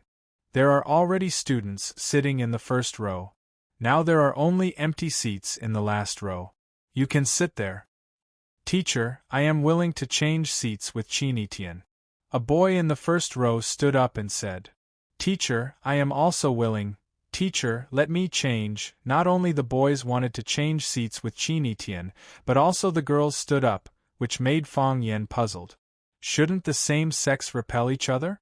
The seat one sits in has nothing to do with age, nationality, gender, or appearance. Fang Yen said righteously. If you sit in the first row, will the students look at you or me in class? Qini Tian, you must give a reason that can convince everyone. I want to be closer to you and see you more clearly. Qini Tian looked at Fang Yen and giggled. Fang Yan's face also turned red. To be honest, Mr. Fang Yen was really embarrassed to be teased by a girl in front of so many students. Moreover, he was a shy and introverted boy who would blush when talking to girls. Fang Yen didn't answer, but the students' emotions were ignited by Qini Tian's answer. Qini Tian, good job, we support you. No wonder you are our goddess Rosefinch. Even the way you pick up men is so powerful and domineering. Qini Tian, you are so great, I like you. Fang Yen pointed to the back of the classroom and said, Qini Tian, this reason can't convince me, nor can it convince everyone. In the last row, there is a seat for you there. Qini Tian smiled and said, one day, you will be willing to let me sit in the first row. After saying that, she turned and walked to the back of the classroom. Her long hair flew in the wind, as if her whole body was covered with a layer of golden light. Wherever she went, the gazes of the students followed her. This was like a superstar suddenly coming back to experience campus life. This was how the students chased after her. Fang Yen felt a little sour in his heart. What's wrong with these guys? They looked at me with such fanaticism before. Apart from her good looks, what knowledge can she bring to them? Fang Yen stood on the podium and said, Student Qini Tian has just arrived. Let me reintroduce the content of this class. A few days ago, I brought everyone to Sparrow River to learn the poem Farewell to Cambridge Bridge Again. In the last lesson, I had everyone write a poem Farewell to Sparrow Bridge Again, based on the situation. Everyone here, including myself, will leave Vermilion Bird. There will be a day like that. When you leave Rosefinch, what will your mood be like? Of course, you can write about parting feelings, teacher and student relationships, or love. Now I am holding their works in my hand. I will read them out one by one, and in the end, everyone will rate them. The 3 poems with the highest scores will be given 1 point to the authors. Student Qini Tian has just arrived, so he doesn't need to participate in this evaluation. After saying that, Fang Yen began to read the poem. In the past, students only learned poetry. Who would have thought that they would write poems? Therefore, the poems written by many students were really boring and dry to the extreme. For example, a student named Yi Xiaoyu wrote, Farewell to Sparrow Bridge Again. Sparrow Bridge, I'm leaving. Sparrow Bridge, I'll be back. When you look at my eyes, do you know how deep my love for you is in my heart? What was even better was, Sparrow Bridge. Sparrow Bridge. The reason why Sparrow Bridge was called Sparrow Bridge was that it looked like a bird. Of course, there was no lack of good works. For example, Huang Haoren, who had a deep foundation in ancient literature, used classical Chinese to write a poem about parting from school and Sparrow Bridge. The words were gorgeous and the feelings were deep. It was well received by everyone. Zheng Guodong, Chun Tao, and Li Yang did not come to class. When Fang Yen read to number 40, Zhu Fang had finished reciting all the poems. Okay, now everyone can start to grade. Fang Yen said with a smile. Find a piece of paper and write down the 3 poems that you think are the best. The one with the most votes will be the excellent poet of our class 9. Wait. Qin Etian stood up from the back. Qin Etian, what's the matter? Teacher, I also wrote a few poems. Can you help me take a look? How many? A few. I have more time. Fang Yen walked to the back of the classroom and took a stack of paper from Qin Etian. He looked at the poems written in beautiful font and asked, Did you just write this? Yes. Qin Etian said. I didn't bring my bag.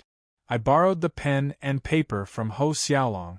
A boy sitting next to Qin Etian smiled honestly, silently proving the authenticity of what Qin Etian said. Poems must have feelings. I have feelings. Qin Etian said. You took them to Sparrow River to learn farewell to Cambridge again. I stood on the shore and admired it. No wonder she could write a poem in such a short time. She was one of the spectators of Farewell to Sparrow Bridge again. Thinking back to the bustling scene of people surging on both sides of Sparrow River, mixed with beauties that he didn't notice, Fang Yen felt a sense of heroism. You want to participate in the selection too? Since I've written it, Qin Etian said indifferently. Then enjoy the same treatment as the other student. Fang Yen turned to the podium and said, The new student Qin Etian also wrote 3 poems. Let's all enjoy it together. Fang Yen cleared his throat and began to read. You said the light of the drizzle, the distant view of the Sparrow Bridge, then you gently embraced the wind, the deep cover of the rainbow-colored dress, you said the radiance of spring, the green sleeves and the red fragrance, then you closed the west tower inside. Standing quietly beside you, Fang Yen looked at the back of the classroom in surprise and saw Qin Etian looking at him with a proud face. Clearly, she was very confident in her work. To be honest, Fang Yen wasn't confident that he could write such a beautiful sentence in such a short time. It didn't seem like the writing of a high school student. It was more like the feelings of a woman with countless emotional experiences. How did she do it? You said the gentle breeze blew. I lay drunk and pondered, then I closed the doors and windows tightly. The tents filled with sorrow, you said the tenderness of love. How can we forget each other? Yet my eyes turned slightly, they turned to frost.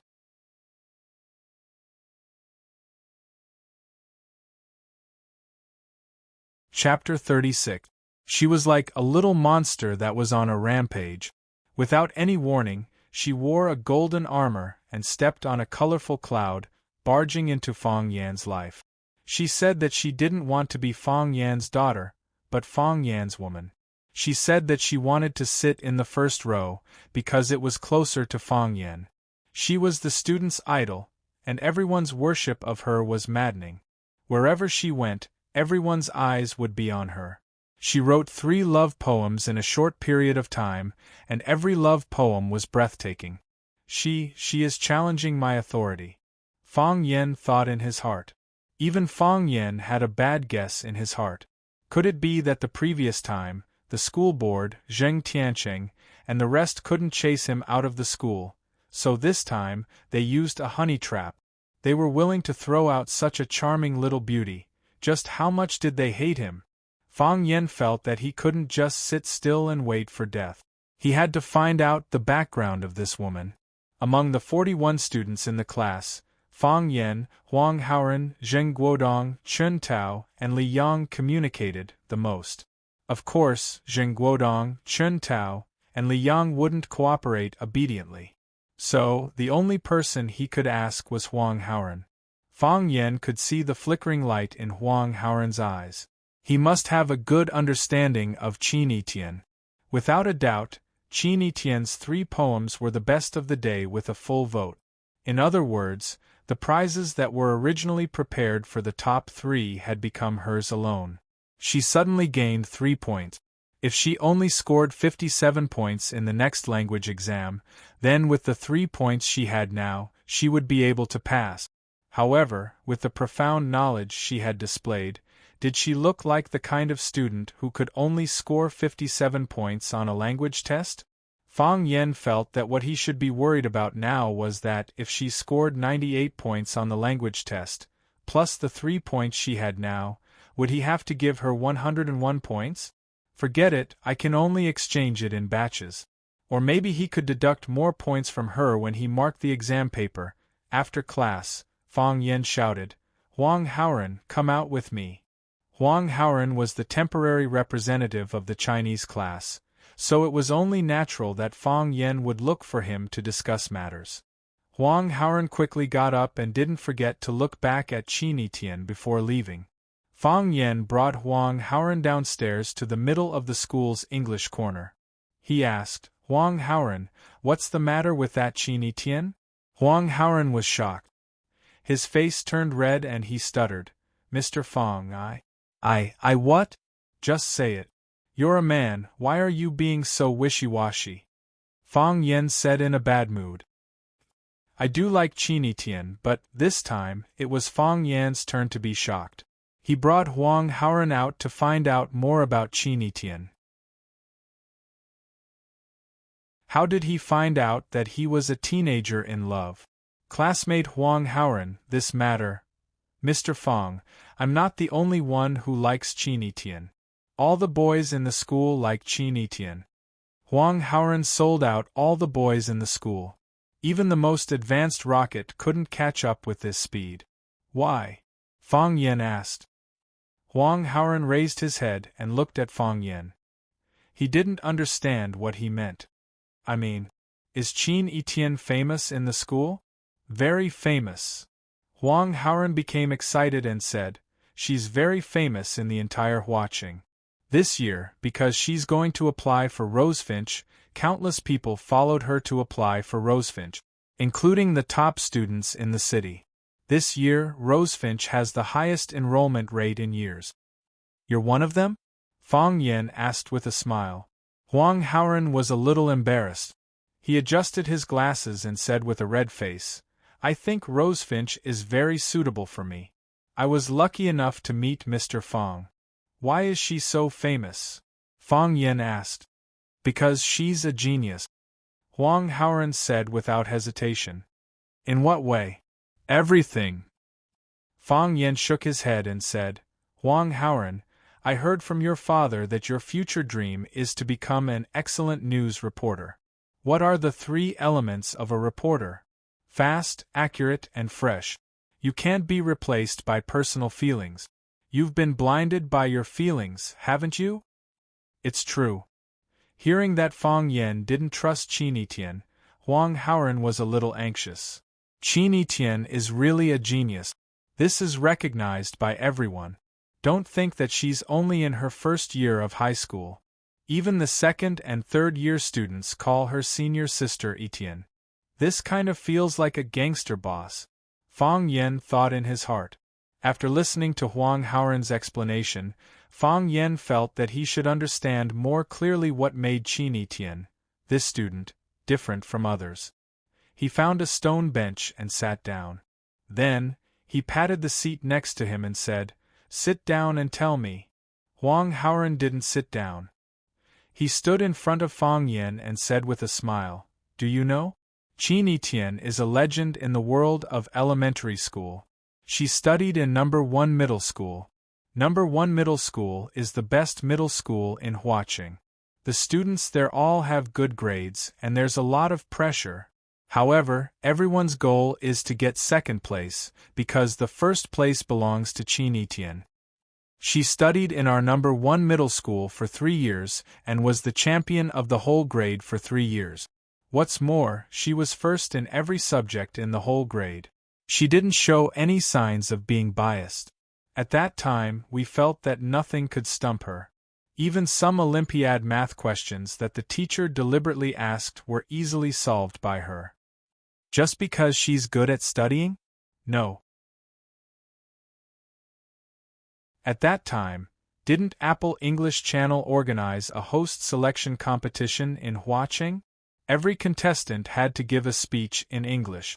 She signed up, but in the end, all of the contestants were rejected. The organizer was in a difficult position because Qin Etienne wasn't an adult yet, and she was still a student. If they signed a contract with her, it would be much more difficult. If they didn't sign a contract with her, they would go back on their previous promise, and it would be difficult to quell the pressure of public opinion.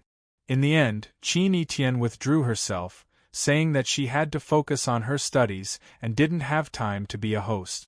Apple English Channel didn't want to let go of such a talent, so they signed a contract with her as an on-camera reporter. Good at English? Good at giving speeches? In high school, hip-hop was very popular. She selected her own team members and choreographed her own hip-hop dance to enter the Huadong District Hip-Hop Dance Competition. The national finals were to be held in Yanjing, but she forfeited, saying that the air quality in Yanjing was too bad. At the graduation ceremony, she wore a red gown and sat in front of the piano to play Liszt's Paganini's Three Bells. At that time, we didn't understand it, but we thought it was beautiful. Later, when I looked it up, I found out that this piece was also called Campanella, and it was an arrangement by Liszt based on the theme of Violin Concerto No. 2 in B minor, by the Italian violinist Paganini. The Bells was written in a rondo style, and every time the theme appeared, it had to be performed in a new way. It was very difficult. It was said that only a few people in Huaxia could perform this piece. Li Yundi, the Prince of Piano, performed this piece in Vienna and caused a sensation. Her program became the most popular program at the graduation ceremony, and many students especially bought Liszt's CD to listen to because of her. She can also play the piano? She was the president of the school broadcasting club in our first high school and also in Rosefinch Secondary. She adapted the dance of Little Swan, rehearsed the play Romeo and Juliet, participated in the Olympic Math Olympiad and won a prize, and was a special guest of the observatory. Oh, she's also very good at volleyball and tennis. Doesn't she have any shortcomings? Yes. She's too beautiful, Huang Haoren said with a face full of regret. Too many people like her. Fang Yen was very sad. How could a teacher teach a student like this? Do you think her parents know she's so good? They should know, Huang Haoren said. If that's the case, why did they send their daughter to school? Do you think she has some ulterior motives for coming to our class? It's a little strange. Huang Haoren nodded and said, the first class is the best class in the whole grade, and Qin Etienne got into Rosefinch with the best grades in the city. As soon as he entered Rosefinch, he was appointed as the temporary class monitor of the first class. I don't understand why she was transferred from the first class to our 9th class. Our 9th class is famous for being a problematic class, and Teacher Zhu was kicked out less than a month after he came. Teacher Zhu? The one before me? Fang Yen asked. Yes. Teacher Zhu is also a good person. Why was he kicked out? They said they found out he was having an affair with a girl. How is that possible? Teacher Zhu just came here. How could he have an affair with a girl? Did he offend someone? I'm not sure. Huang Haoren shook his head. Fang Yen had doubts in his heart, but it was not convenient for him to ask. After all, Huang Haoren was just a student, and it was impossible for him to know too much inside information. You just said that Qin Etienne was specially transferred from the first class, the best class in the whole grade, to our 9th class? Yes. Huang Haoren nodded. Mr. Fang, didn't you know Qin Etienne before? Listen, this question really hurts one's self-esteem. I am a teacher, and they should know me first. How can they ask me to know every student? No, I don't, Fang Yen said. Why do you think Qin Etienne transferred? Why did he come to our 9th class? Maybe. Huang Haoren wanted to say something but stopped. Maybe what? Maybe she fell in love with one of the boys in our class? Huang Haoren lowered his head and said shyly. Fang Yen looked at Huang Haoren with gentle eyes and said earnestly, Huang Haoren classmate, students still have to focus on their studies. Huang Haoran widened his eyes and looked at Fang Yen and said, Mr. Fang, I thought you wouldn't say this. Yes. Fang Yen nodded. I will tell your parents.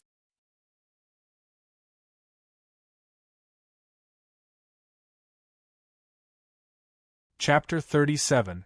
The bell rang, and Huang Haoran returned to the classroom. Fang Yen sat on the stone chair lazily, feeling uneasy.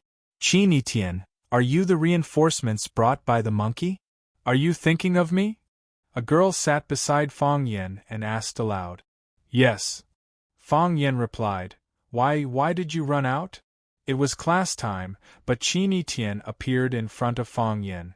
This girl skipped class as soon as she came? Isn't she too arrogant? Maybe there are some things that Huang Haoran didn't say clearly. Qin Tian said. I didn't ask him anything. Fang Yen hurriedly explained. What's wrong with this girl? Does she think she can understand everyone's mind? Did you notice that there's a sign on your head that says, you're trying to expose yourself? Qin Tian asked. That's right. Confessing without being pressed is exactly what people like you are. Okay. Fang Yen was too lazy to hide it. What didn't he say clearly? I have an agreement with Rosefinch Secondary that I can attend all the teachers' classes if I want to, and I can leave freely if I don't want to, Qin Tian said. He doesn't know this, and you definitely don't know this. You're so arrogant, what do you want the teachers to think? That's their business. Qin Tian smiled.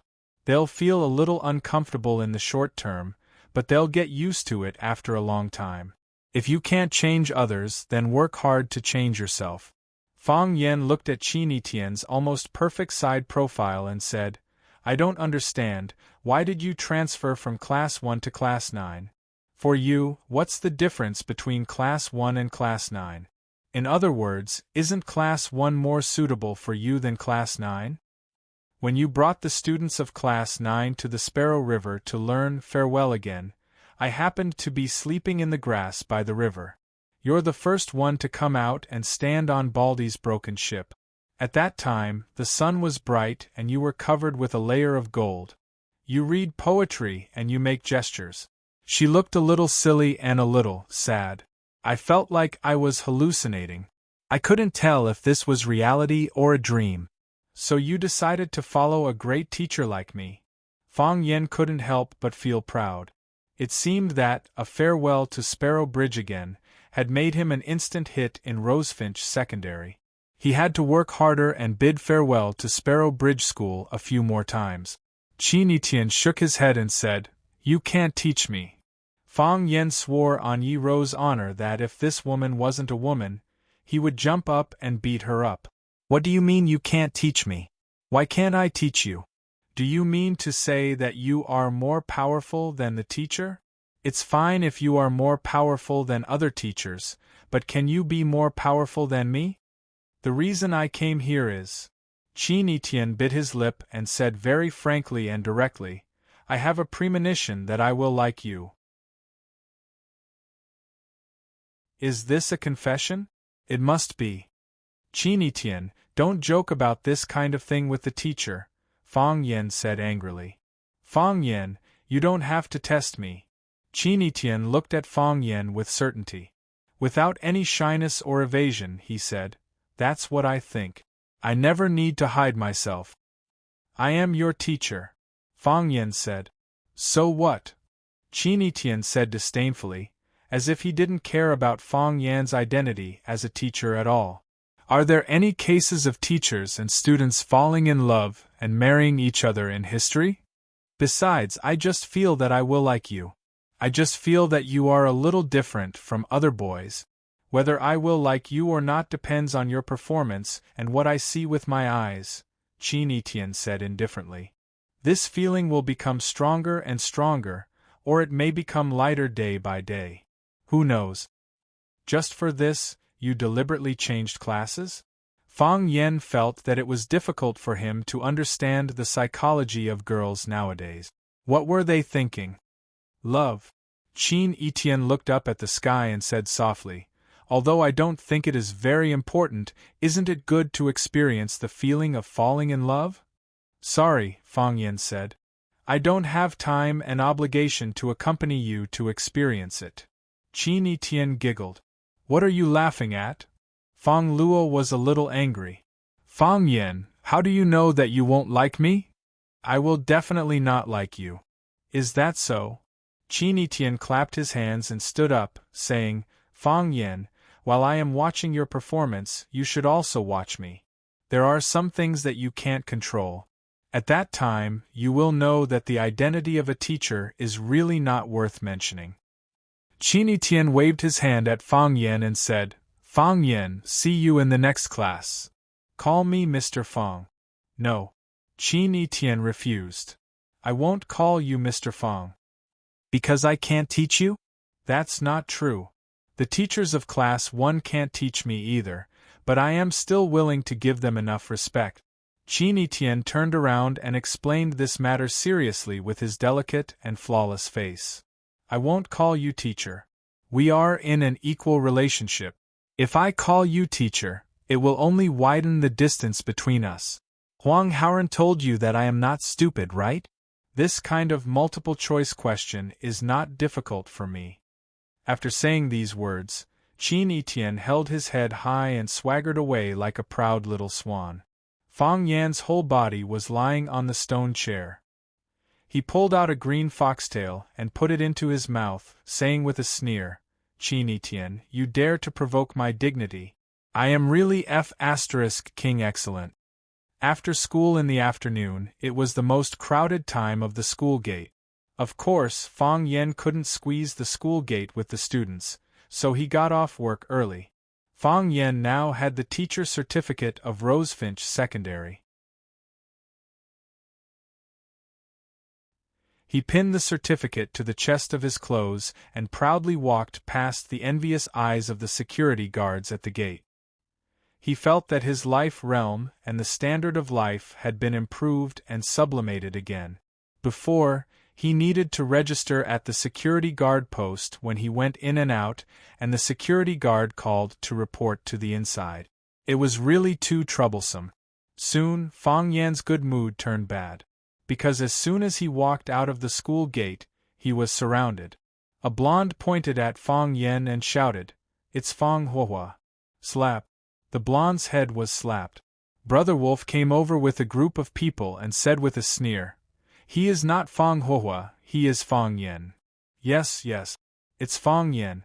Don't change your name, don't you have any shame? The blonde pointed at Fang Yan and scolded. I didn't say I wasn't Fang Yan, Fang Yan sneered. He knew these hooligans. They were the hooligans who tried to molest Yuan Lin when he accompanied Jiang Qin to the bar. The hooligans usually had nothing to do, but they valued their reputation more than anything else. Fang Yan was not surprised that they came to seek revenge. However, they had found the right place so quickly, which proved that they were still very capable. If I had told you that my name was Fang Yan, would you have known how to write the word yen? Boss, he said we didn't know how to read, a bald man said angrily. Slap.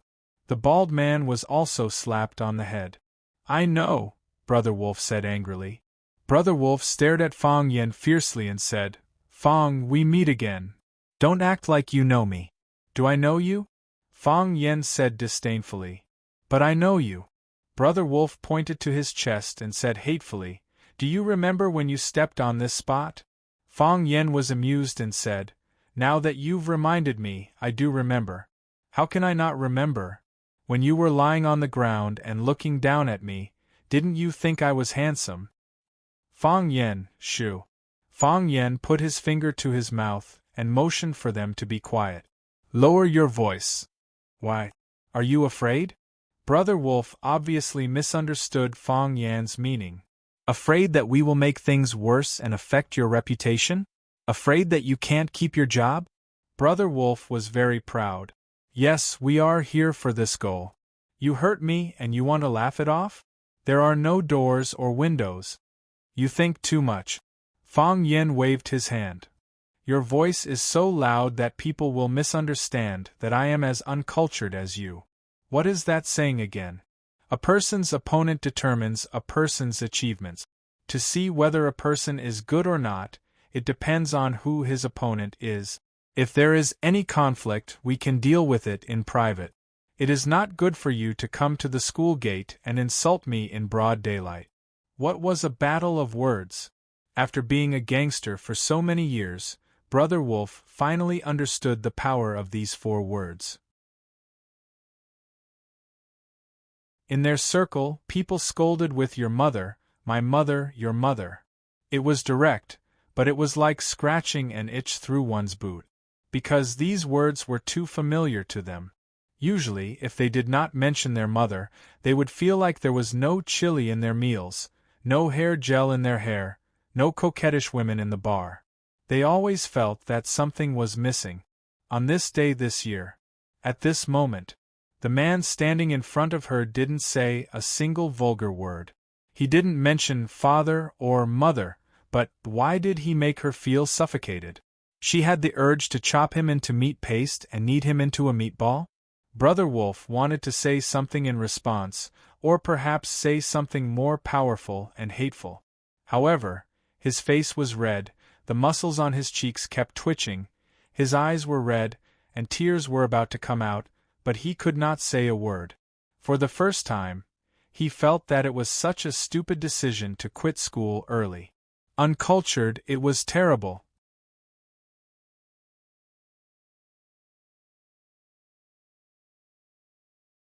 Chapter 38.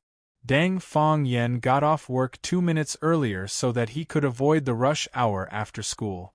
However, because of these hooligans' delay, the precious 2 minutes that Fong Yen had specially prepared for himself were wasted.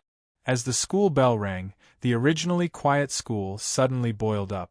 The students were like wild horses that had broken free from their restraints, rushing outside with a loud bang. Rumble, the whole school shook because of this. The students rushed to the school gate and were immediately attracted by Fong Yen and the hooligans around him. "Hey, isn't that the language teacher of the 9th class?" Yes. He is Fong Yen, I saw him at the Bird River, so handsome." Did he provoke the hooligans in the school? Those people are not good people at first glance. Li Ziqiang was the leader, and a leader must have the style of a leader. Therefore, every time when it was time to get off work, he would slowly pack up the things on his desk, and when the students and teachers were almost gone, he would go downstairs to go home. Today, as usual, when he heard the school bell ring, he was still holding a book, The Importance of Student Education, with great interest. Bang! His office door was forcefully pushed open from the outside. Before he had time to get angry, a young teacher had already said anxiously, "Dean Li, someone is causing trouble at the school gate. They've blocked the school's main gate." Someone is causing trouble? Li Ziqiang stood up with a whoa. He was the school's dean, and also in charge of the school's security. Where's the security department? Didn't they send someone out to deal with it? Dean. A big man in a security uniform trotted in and said, "Dean, I'm here." "Zhao Dezhu, what are you doing? Something happened outside the school. Why didn't you send someone to deal with it? What are you doing here?" "Dean, don't be agitated." Chen Dehai, the head of the first-year mathematics group, slowly walked into the office and said with a smile, "I asked Chief Zhao to come with me. I think it's better to report this matter to the dean first." "Old Chen, what's going on?" Li Ziqiang asked doubtfully. Chen Dehai looked at the young teacher who broke in first and said, "Little Cheng, you get off work and go home first." "Okay, Teacher Chen," the young man answered and tactfully closed the door. He knew that he didn't need to participate in the following meeting. "Old Chen, what's going on?" Li Ziqiang looked at Chen Dehai and asked. "Director, do you know who those hooligans are blocking outside?" Chen Dehai asked with a smile. "Isn't he our student?" Li Ziqiang asked. "Bah, what kind of student is he?" Chen Dehai said viciously. "It's that bastard Fong Yen. I don't know what kind of person he provoked outside, but now that they've come to seek revenge, he'll have a taste of his own medicine later." "Fong Yen?" Li Ziqiang asked. He immediately understood why Chen Dehai brought the security chief to see him. It was said that a useless scholar was a scholar. If the scholar were to use his evil thoughts, he wouldn't be someone that an ordinary person would be able to handle. Yes, it's him. Chen Dehai laughed coldly. Director Li, for a teacher like this, I don't think there's a need to ask Section Chief Zhao to help him out, right? Wasn't he very capable? Then let him deal with it himself. Li Ziqiang pondered for a moment and said, Nothing will happen, right? After all, this is the school's entrance. If something happens, I'm still in charge of the school's safety. I don't want to be stained with the stench of sh*t. Director Li, don't worry, Zhao Dazhu said with a fawning face. I've already asked Little Yang and Little Huang to keep an eye on him. When those hooligans are almost done with their revenge, they'll go out in time to protect our Rosefinch secondary teacher. Don't worry, he won't be in big trouble. That's good. Li Ziqiang was relieved. I'm quite satisfied with little Zhao's work. That's also because of Director Li's good teaching. Zhao Dazhu said flatteringly. Then we'll just watch now? Watch. When the hooligans beat him up, then we'll come out and rescue him. Then we'll hold him accountable for seducing the evil forces outside the school. Old Chen, seducing is a good word. That's true. We're in the field of education. Our words and actions should be based on the integrity of an educator. The three looked at each other and laughed. Zheng Jing knew that Lu Chaoge was prejudiced against him, but he couldn't do anything to change it. He was a spy sent by that person. He knew that, and so did Lu Chaoge. Think about it, who would want to have a good relationship with someone who watched their every move all day long? Therefore, Zheng Jing was more careful when facing Lu Chaoge. Knock knock. He stood at the door and gently knocked on Lu Chaoge's office door. Come in. Lu Chaoge's voice came from inside. Zheng Jing pushed the door open and said anxiously, Principal Lu, something happened to Teacher Fang Yan. Lu Chaoge was standing by the window trimming a potted plant. After listening to Fang Yan's but thinking theory, she put her heart into it. She realized that potted plants were like flower arrangements, they indeed required emotional investment. In that case, your state of mind would be different, your goals would be different, and the artistic enjoyment you'd receive would be different. It had to be said that although Fang Yan was young, he still had some skill in artistic appreciation. Hearing Zheng Jing's words, her first reaction was to frown and ask, What happened again? Zheng Jing heard Lu Chaoge use the word again, and understood that Lu Chaoge had a deep dislike for the troublemaker. Indeed, anyone who met such a troublemaker would have a headache. Wherever he went, he would stab people. No matter how useful he was, he couldn't be used. Look at how many things had happened in the past few days. She was secretly happy, but she didn't show it at all. I'm not sure. It seems that he was surrounded by a group of hooligans at the school gate. The students are staring at him. I'm afraid they'll make a move. Make a move. Lu Chaoge threw the scissors on the windowsill and said, Go out and see. Brother Wolf, are you okay? Brother Wolf, how are you? This kid has a bad mouth. Brothers, hit him with a brick. Shut up, all of you, Brother Wolf roared. He felt that his little universe was about to explode, and he also felt that his heart, liver, and lungs were about to explode. The hooligans immediately shut up. They were still very disciplined. In this aspect, he was even better than some students. Fang Yan. Brother Wolf stared at Fang Yan, and his voice had a choking smell of gunpowder. He was forcing himself to endure, otherwise he would have rushed up and been beaten to death by Fang Yan. Go ahead, I'm listening, Fang Yan said. You, why did you lie? Lie? You said you were a math teacher at number 1 middle school. You lied to us, Brother Wolf said angrily. As a man, he would beat and scold others. How could he lie to others? I lied to you, Fang Yan admitted frankly. I don't understand. Why did you go through so much trouble to find me? Isn't it a good thing for everyone to maintain a sense of mystery and leave behind a beautiful memory? Fang Yen pointed at Brother Wolf and the group of hooligans behind him and said, "Why did you bring them here? What do you think you can do to me with so many people? You can't beat me in a fight, you can't beat me in a scolding, and you can't scare me. Do you want to disgust me to death? If I were you, I would hide far away and never see you again." The hooligans couldn't take it anymore. "Brother Wolf, I'll kill him," a guy in a tight vest with a tiger head tattoo on his arm roared angrily. He held a brick in his hand and rushed toward Fang Yen. Thump! Tiger Head fell to the ground and fell flat on his face. The brick in his hand flew out and smashed toward the students who were standing behind Fang Yen. Some students exclaimed. Whoosh! Fang Yen took a step back and then took another step forward. The brick was already in his hand. He moved so quickly that many people couldn't see what had happened. Fang Yen put the brick in Brother Wolf's hand and said, "Go back. Take the gifts back with you." Brother Wolf wanted to raise the brick in his hand and hit Fang Yan's head. Gift? It was a gift from the god of death. After they were humiliated by Fang Yen in the bar, they went looking for Fang Yen like crazy.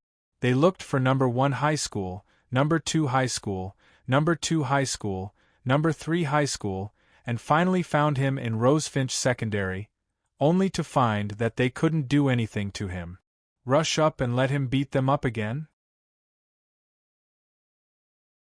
Your weakness is stupidity, but your strength is fear of death.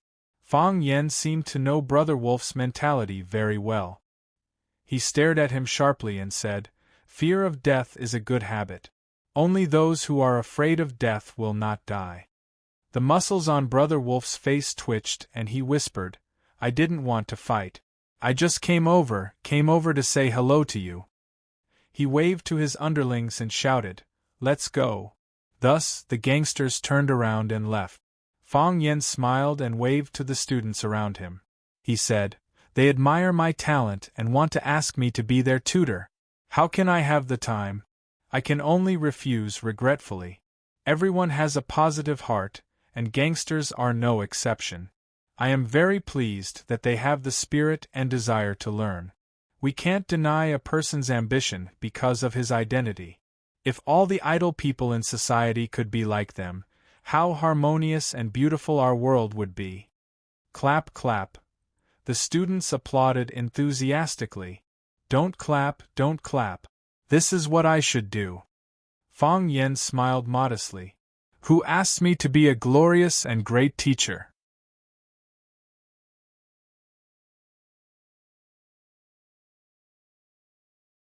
Chapter 39. What? Li Ziqiang was so emotional that his tongue was scalded by the boiling water that had just been poured into the cup. "What did you say?"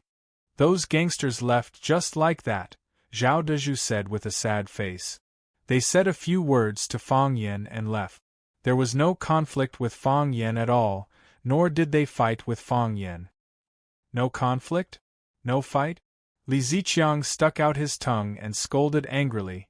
"What are they doing here?" "I don't know." "You don't know? Didn't you ask someone to keep an eye on him? How come you don't know? This is a bit strange." Chen Dehai's face was gloomy, and his heart was very uncomfortable. What a beautiful dream they had. Fang Yen was beaten by the gangsters, and they would punish Fang Yen for colluding with the gangsters and drive him out of the school. Why did those gangsters leave? Did they still have professional ethics? Did they deserve to be a full-time gangster? I just stood upstairs and took a look. Those gangsters surrounded Fang Yen, and it looked like they were going to fight. Did Fang Yen agree to their conditions? Li Ziqiang took out a small mirror from the drawer and stuck out his tongue to check the condition of his tongue burn. "This matter needs to be investigated clearly," Li Ziqiang stammered. "Although there was no direct conflict, it's not appropriate for a bunch of idle people to come to the school and surround the gate of the school." Yes, I will investigate it now," Zhao Dezhu said. After Zhao Dezhu turned and left, Chen Dehai walked in front of Li Ziqiang and said, "Director, This kid's luck is really good. There was no conflict, so I can only reprimand him a few words. I'm afraid it's not easy to use this excuse to fire a formal teacher. Let's put it aside first. Li Ziqiang waved his hand and said, Dahai, I know you and Fang Yan have a conflict. However, let's put this matter aside first. The reporter's report is still there. If it is too obvious, it will make us look inferior. Director, I understand. I don't have any personal conflicts with him. I just feel that this matter can't make Director Jing feel uncomfortable. Am I right? Chen Dahai said with a smile. Li Ziqiang nodded and said, Don't worry. With us around, he won't have an easy time in Rosefinch. Mr. Fang, are you all right? Mr. Fang, even a little hooligan wants to hire you as a private tutor. You're too amazing. Mr. Fang, is that man Brother Wolf? He's very famous on West Street. Fang Yan dismissed the students who surrounded him and asked about his well-being. Just as he was about to walk to the bus stop, someone shouted from behind, Fang Yan. Fang Yan turned around and saw Vice Principal Lu Chaoga standing not far away, looking at her. As expected, this woman was alarmed as well. Fang Yan walked quickly to Lu Chaoga and said, Principal Lu, did this also alarm you? The entire school has been alerted, Lu Chaoga said with a cold expression. This guy, can't you just calm down for a bit? You've only been here for a few days. Do you know how much trouble you've caused? Actually, it's not a big deal. The school doesn't have to deliberately praise me. Otherwise, others will misunderstand and think that I, Fang Yan, am vain. Fang Yan said embarrassedly. Besides, they wanted to hire me as a private tutor, but I refused. I'm now an official teacher of Rosefinch Secondary. My heart is completely on the students of Rosefinch Secondary. How can I have the time and energy to teach them? Fang Yan nodded. However, you can't think that I'm a profiteer just because I refuse them. As long as a hooligan is motivated, he's also a motivated hooligan. This reason is still acceptable, right? Come with me, Lu Chaoga said. After that, she turned around and walked away. Fang Yan followed behind her, appreciating the graceful movement of her waist. At the corner of the street opposite Rosefinch Secondary's entrance, a black Mercedes-Benz MPV was parked. The car's glass was pitch black, so people couldn't see what was happening inside. Thump, thump, the man's fingers rhythmically tapped on his thigh. With a gloomy expression, he said, Looks like things are more serious than we thought. Young master, there's no need to get angry over this, the old man sitting in the passenger seat said expressionlessly. She's just a woman. Just a woman? The man's handsome features became ferocious. I've given my all, but she's never responded to me. Now, she's treating a hooligan differently. Do you want everyone in Huaqing to think that I, Jiang Zhongzhu, lost to a hooligan? The old man ignored Jiang Zhulio's anger and said, The target has been invited by Miss Lu. Should we continue to wait or go look for him? Go back, Jiang Zhulu said.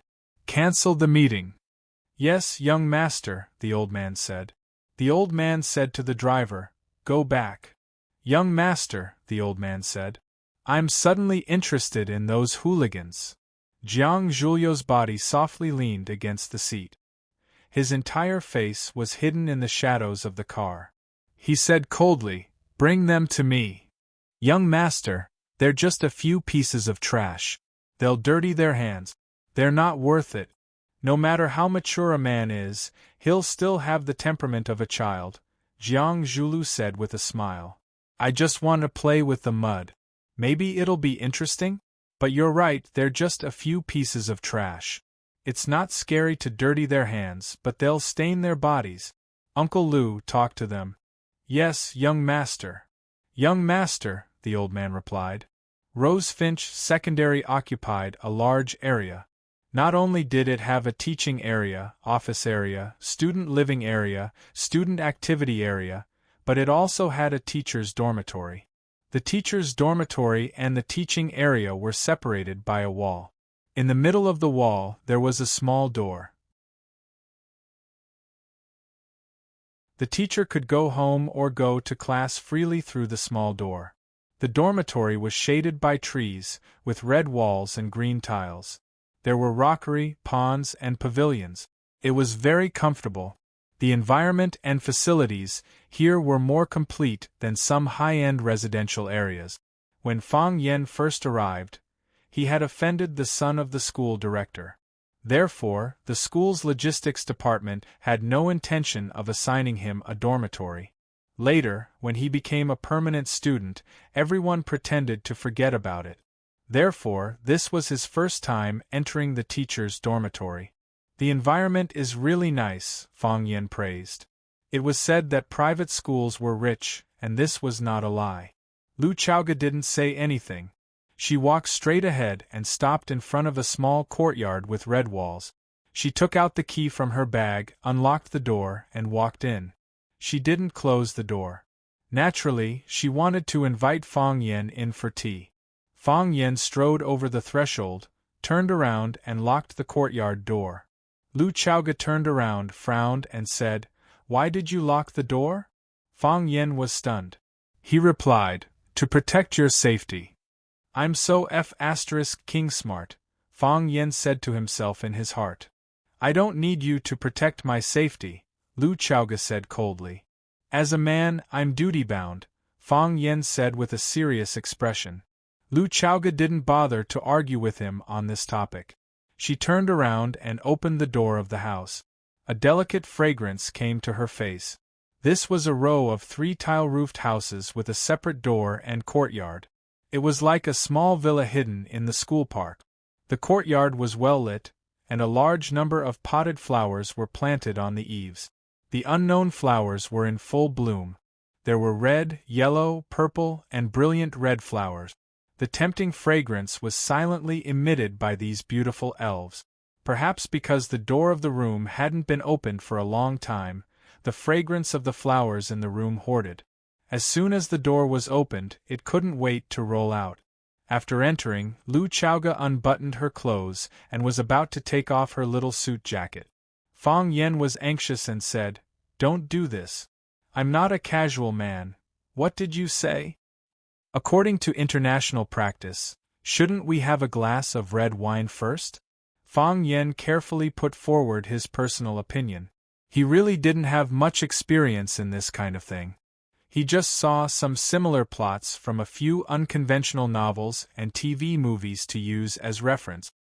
Lu Chaoga was too lazy to talk to him. She took off her suit jacket and hung it on the hanger in the corner of the courtyard. Then she wore a slim white shirt and went to open all the windows in the room. A lot of fresh air rushed in, and the rich fragrance of the flowers in the room was slowly diluted. Mr. Fang Yen felt very regretful.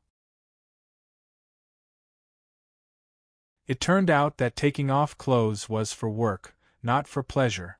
Lu Chaoga went to the kitchen to boil water and made 2 cups of tea.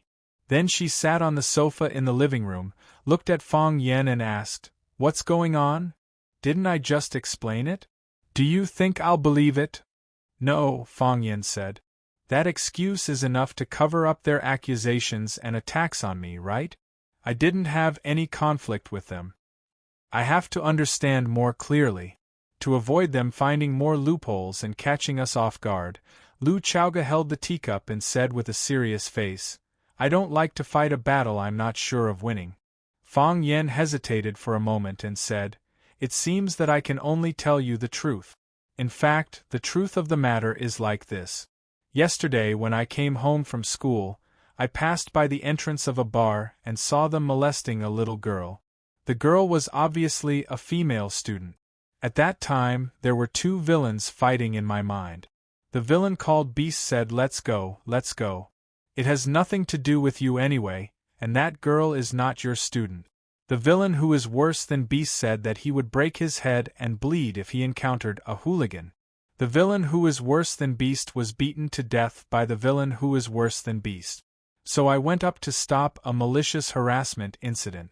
So they want to retaliate." They were originally prepared to retaliate. But the moment they saw me, they suddenly felt that it was intolerable to treat a teacher who was filled with a sense of justice and served the students wholeheartedly like this. Everyone shook hands, thanked each other for their hard work, and went back. "Do you think I believe you?" Lu Chaoga asked expressionlessly. Fang Yen seriously looked at Lu Chaoga's snow-white delicate face and clear and charming eyes. He grinned and said, "I think you are really beautiful."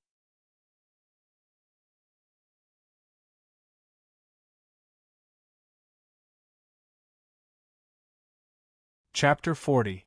Fang Yen. The veins on Lu Chaoga's jade-like hand that was holding the teacup were bulging. She had the urge to crush the teacup. He was flirting with her. Naked flirting. Here. Don't talk nonsense. Lu Chaoga's face was frosty as she shouted sternly. How am I spouting nonsense? Fang Yen was so furious that he was about to explode. Don't think that you can twist my thoughts and opinions just because you're a leader. I'm also a man with morals. I have the professional qualities of a teacher. Go look in the mirror and see if you look good. If you dare to say that I don't look good, I'll jump into the Sparrow River and swim naked. Lu Chaoga was about to cry. The education that she had received was not like this. She had never met someone like Fang Yen in her life. She really didn't know how to deal with such a rascal. I knew you wouldn't dare, Fang Yen said coldly. The truth is in the hands of the majority. Am I the first person to say that? Of course not. Fang Yen. Lu Chaoga tried hard not to lose her temper and said, "Let's talk about something serious." What do you mean? Fang Yan's eyes widened. I'm not serious because I'm praising your beauty? You can insult me, but you don't have to insult yourself, right? Fang Yen. Lu Chaoga felt like she was about to run out of energy. Let's change the topic. Fine. Fang Yan's anger finally subsided. He sat back down obediently and said, "Is this house yours?" "No." Lu Chaoga shook her head. "The school assigned it. It's one of the benefits of teaching at Rosefinch. No wonder everyone likes to be a leader," Fang Yen said enviously.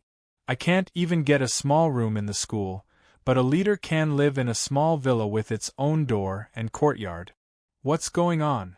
Lu Chaoga asked curiously. "The school has a rule that every teacher taught by Rosefinch can apply for housing. Even intern teachers are no exception. Didn't you apply to the school?" "I did apply, but they took me to a storage room that no one wanted. The walls were broken, and the ceiling was leaking water. Could I even live in a room like that?" He had no choice but to rent a room outside. "Otherwise, why would I need to borrow money from you?" Preposterous. It was the first time that Lu Chaoga had heard of such a thing. She said angrily, "They are taking revenge. Isn't that right?" Fang Yen said, "I've always suspected that too. It's not that I'm too outstanding, it's that the leader I follow is too outstanding. Otherwise, why would they always target me?" Lu Chaoga clasped her fingers together and pondered for a moment. Suddenly, she picked up a bunch of keys from the table and threw them to Fang Yen. "What's the meaning of this?" Fang Yen grabbed the keys and asked. "This is the key to this house," Lu Chaoga said. "If you give me the keys, where will you live?" Fang Yen asked. Soon, Fang Yan's heart bloomed with joy. "You mean we're living together? That's great." In the past, I thought that only bodyguards could live with female employers. I didn't expect that a teacher could live with a female principal. "You're the one living here."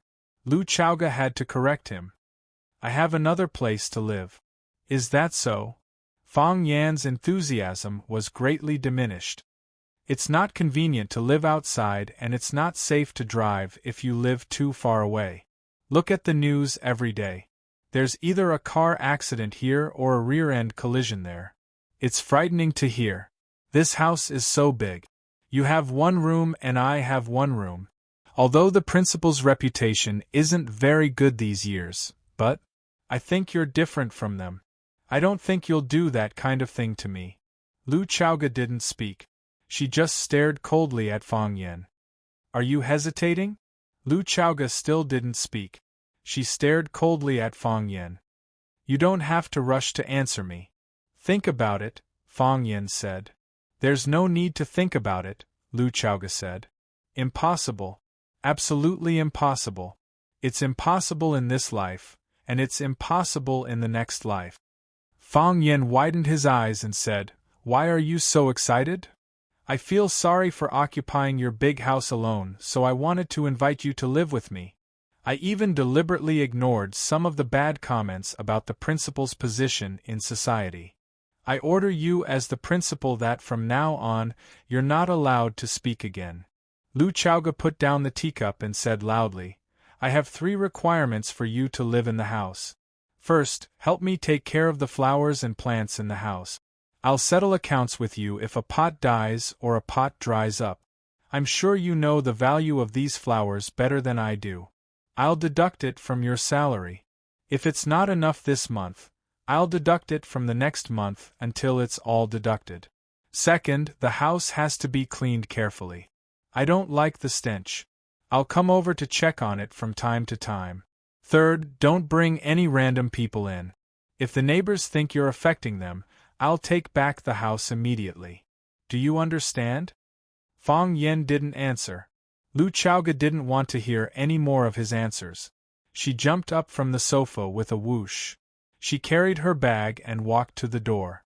She grabbed her suit jacket from the hanger and walked out. Tap, tap, tap, the high-heeled shoes tapped on the bluestone floor. It seemed that she was in a hurry. Understood. Fang Yen breathed a sigh of relief. He could finally speak. After Lu Chaoga left, Fang Yen suddenly felt much more comfortable. This woman was too cold to Fang Yen. He couldn't feel the warmth of spring. She really wasn't a qualified leader. Fang Yen walked around the house with a teacup in his hand. There were 3 tiled houses, with bedrooms on the left and right sides, a living room and a Western-style kitchen in the middle. The layout of the house was similar to that of a single-story villa. Of course, Fang Yen could understand that no matter how rich the school was, they couldn't be too ostentatious. Otherwise, if the media reported it, the parents knew that the teachers lived in villas and deliberately didn't send their children to tuition. Where would the teachers collect tuition fees? The front yard was very large, with flowers and plants on both sides. Although the backyard was small, there was an open-air set of stone tables and chairs, as well as some flowers and plants. It had to be said that Lu Chaoga really had an extraordinary love for flowers and plants. I'm going to live in this house in the future? Fang Yen couldn't be happier. You're really good at flattering yourself. Teacher Fang Yen used practical actions to prove to everyone that flattery was pervasive. Some people said that they hated people flattering them the most, but if you had to flatter them, they would still be very happy in their hearts. If Fang Yen didn't praise Lu Chaoga's beauty, how could he live in such a beautiful house? It's nothing more than a matter of technique. Fang Yen concluded in his heart. He felt that his performance today was still not bad. Women, after all, who didn't want to hear others say that they were beautiful.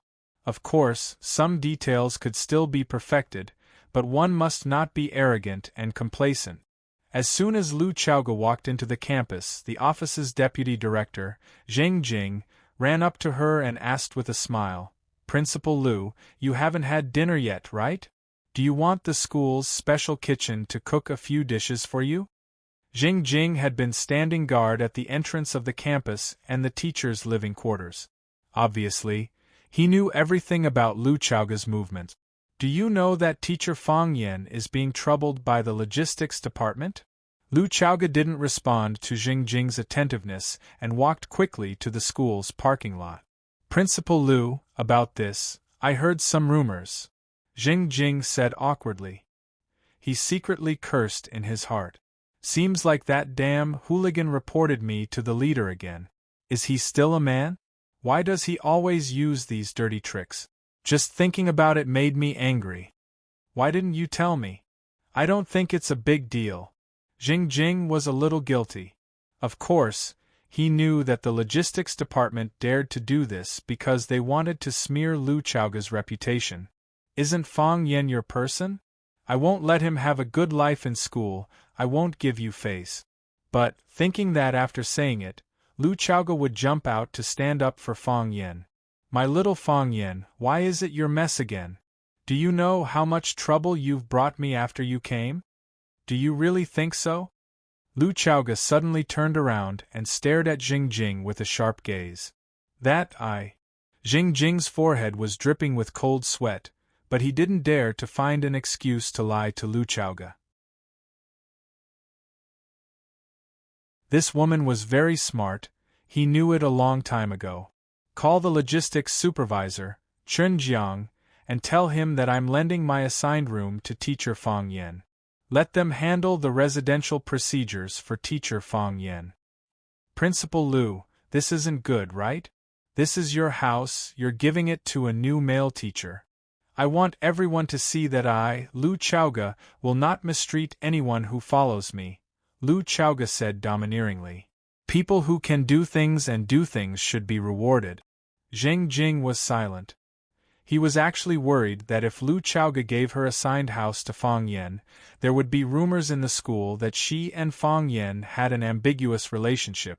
Otherwise, there were so many male teachers in the school, why did she give it to Fang Yen? If the rumors appeared, how would he explain it to the man known as Jiang Zhongzhu in a certain circle? Would he swing a baseball bat and beat him again? However, Lu Chaoga deliberately led the topic to buying a horse's bone, so he couldn't say that out loud. Besides, it was his own lack of awareness and dirty thoughts. Touching the wound on his forehead, Jing Jing sighed softly. But this is a dirty world.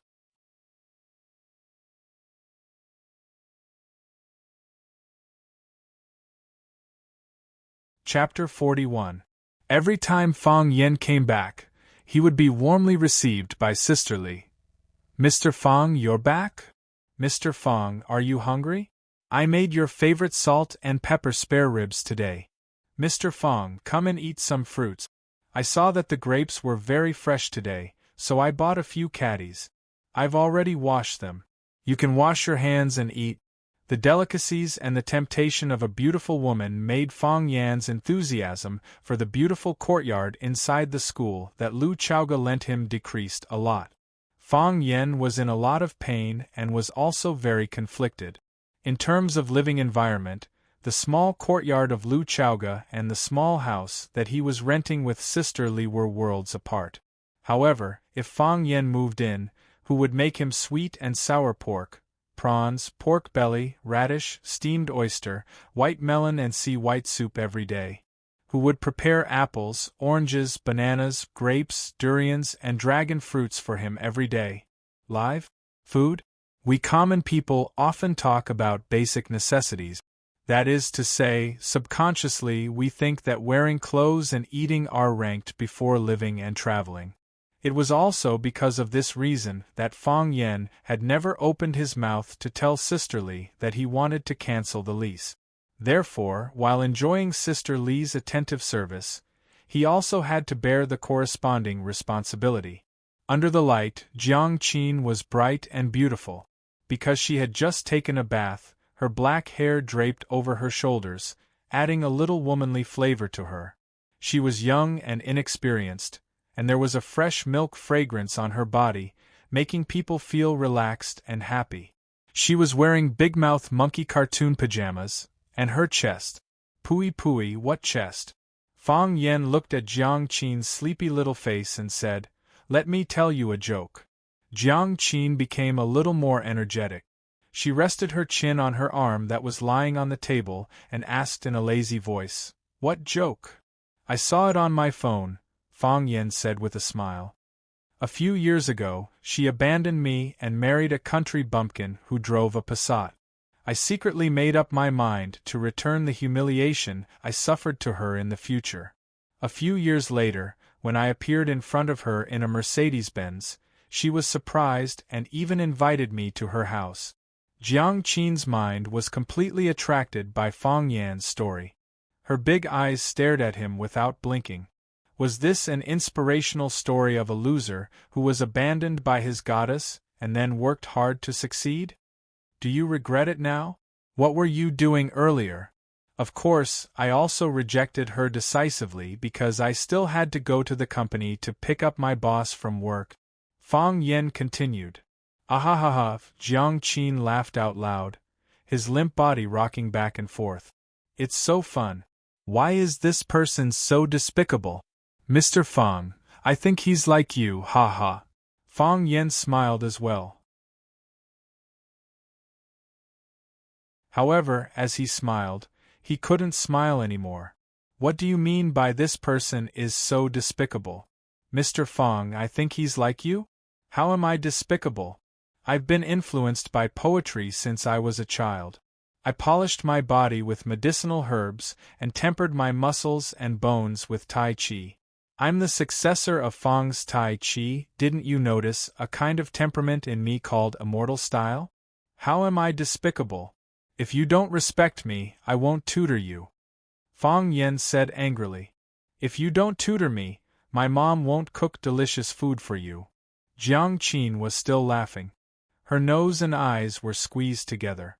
She looked cute and funny. Fang Yen was furious. You dare to threaten me?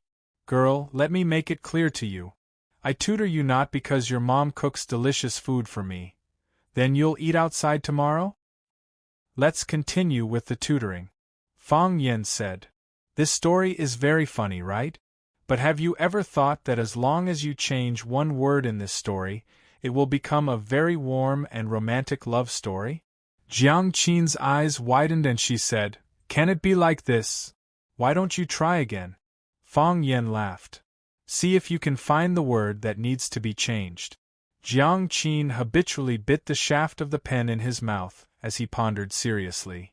Changing one word will become a warm and romantic love story? The little girl murmured. Which word should I change? Fang Yen looked at her with a smile, waiting for her answer. Jiang Qin was obviously not a patient person. She gave up after 3 to 5 minutes. She threw the drool-stained pencil on the table and said irritably, It's so annoying. I can't think of which word should I change. Fang Yen looked at her with a smile and said, Everyone has a soul. Every text has a thought. These words are alive. They are a hole. You have to find a mole from this hole. This mole is very small, but it is also very conspicuous. If you can calm down, you can find it. I'm already very calm, the little girl said coquettishly. She kicked Fang Yan's calf with her bare feet under the table and said, Mr. Fang, tell me quickly. I'm really curious. If you change boss to wife, just changing one word and changing the identity, will the meaning of the story be completely different? Ah! The little girl exclaimed. She didn't think that the change would be so simple. However, after the change, the soul of the story immediately underwent a subversive change. In the previous story, the male protagonist was a loser, but he still failed to counterattack successfully. After changing one word, the male protagonist not only proved his ability in society, but also remained loyal to his wife. The ex-girlfriend lost a potential dark horse who was serious and responsible for his feelings. Think about it seriously, Fang Yen said. Jiang Qin nodded and agreed, lying on the table in silence. Fang Yen didn't pay attention. He held a copy of The Classic of Tea alone and read it with relish. I have a picture in my mind, Jiang Qin said aloud. What? The picture of the man and his ex-girlfriend. The picture of the man and his current wife. He is really a good man, Jiang Qin said. Like me? Different from you. You don't respect me again. Isn't it enough for my mother to respect you? Mr. Fang. Jiang Qin looked at Fang Yen with bright eyes. What do you want to say? I understand what you mean. The girl smiled proudly. Her smile was sweet and soft. It's good that you understand. Fang Yen also smiled. Every paragraph of text has a door of life. If you can find its door of life, there will be no problem that can baffle you. Life is the same. Jiang Qin giggled. This is too big. Once you understand it, you will understand it everywhere. You are so stupid. Jiang Qin said coquettishly. Fang Yen rushed to the school by bus early in the morning and found that the school gate was overcrowded. A large number of students gathered together, pointing and chattering, not knowing what happened. Fang Yen quickly ran towards the crowd, pulled a boy's school uniform and asked, "Student, what happened?" The boy turned back unhappily and said, "Please, can't you see it yourself? The front is blocked, I can't see it." "What does it have to do with me if you can't see it?" the boy said and turned back. Students these days really don't know how to respect their teachers. Fang Yen thought angrily in his heart. He patted the boy's shoulder again. The boy turned back angrily, and found that the annoying guy was looking at him with a smile. "Student, what happened in front? Are you crazy? I have a card." Fang Yen waved the Rosefinch secondary teacher card in front of the boy. Fang Yen, "Teacher? Call me teacher or Mr. Fang," Fang Yen said with a straight face. "Class is about to start, why are you crowding at the school gate? Go back to the classroom and prepare." "What happened in front? Mr. Fang? Someone is looking for you." "Looking for me?" "Yes. They said you hit someone." The boy stuttered. The children of leaders like Jing Guodong could ignore the teacher, Fang Yen, but if an ordinary student insulted the teacher, the consequences would be very serious.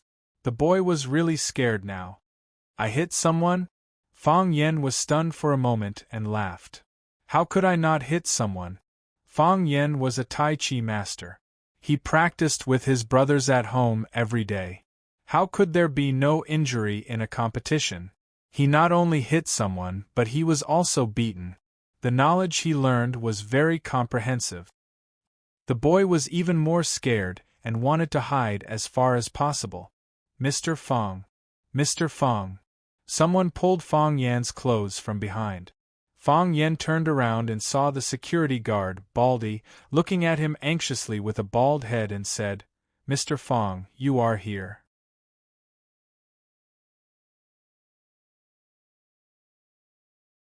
"These people have been blocking the school gate for more than half an hour. They can't be driven away. Talk, talk, talk." Baldy paused for a long time and finally said, "They said blood for blood." "Blood for blood? Whoever took their blood should return it." "They said you took it," Baldy said. "Why did I take their blood?" Fang Yen laughed. "I don't know them." "You know them," Baldy said. "They're here for you." They even put up a banner saying that debts must be paid, and murder must be paid with one's life. And there are reporters interviewing them. "Baldy, clear the way," Fang Yen shouted. "Okay," Baldy agreed and shouted, "Make way, make way, make way, let the security team handle the work." Then, he led Fang Yen out of the crowd and cleared a path. Fang Yen was elated when he saw the person who was surrounded by the crowd. He really knew these people. They were Brother Wolf and his gang. The last time Brother Wolf brought people to stop Fang Yen, they were scared away by Fang Yen. Why did they come again this time? Brother Wolf was not there, but there were a few of his men holding a big red banner. On the banner was written, "Violent teacher hits people. Blood for blood." There was a stretcher on the ground, and on the stretcher was a little blonde. The blonde's head was wrapped in gauze like a mummy. Blood was still seeping out of the gauze. His face was full of blood, and he looked terrible. He did not have long to live. Fang Yen was angry. He took a big step forward, grabbed the banner, and threw it on the ground. He scolded, "I can tolerate your revenge, but I can't tolerate you writing wrong words on the banner." He squatted down and used his finger to touch the blood on the blonde's face. He added a side to the taste of blood for blood. "Blood for blood," Fang Yen said to the blonde seriously. "You're tuning in to the Phoenix Knights YouTube channel. Don't forget to subscribe and join us on this journey to catch the most captivating stories.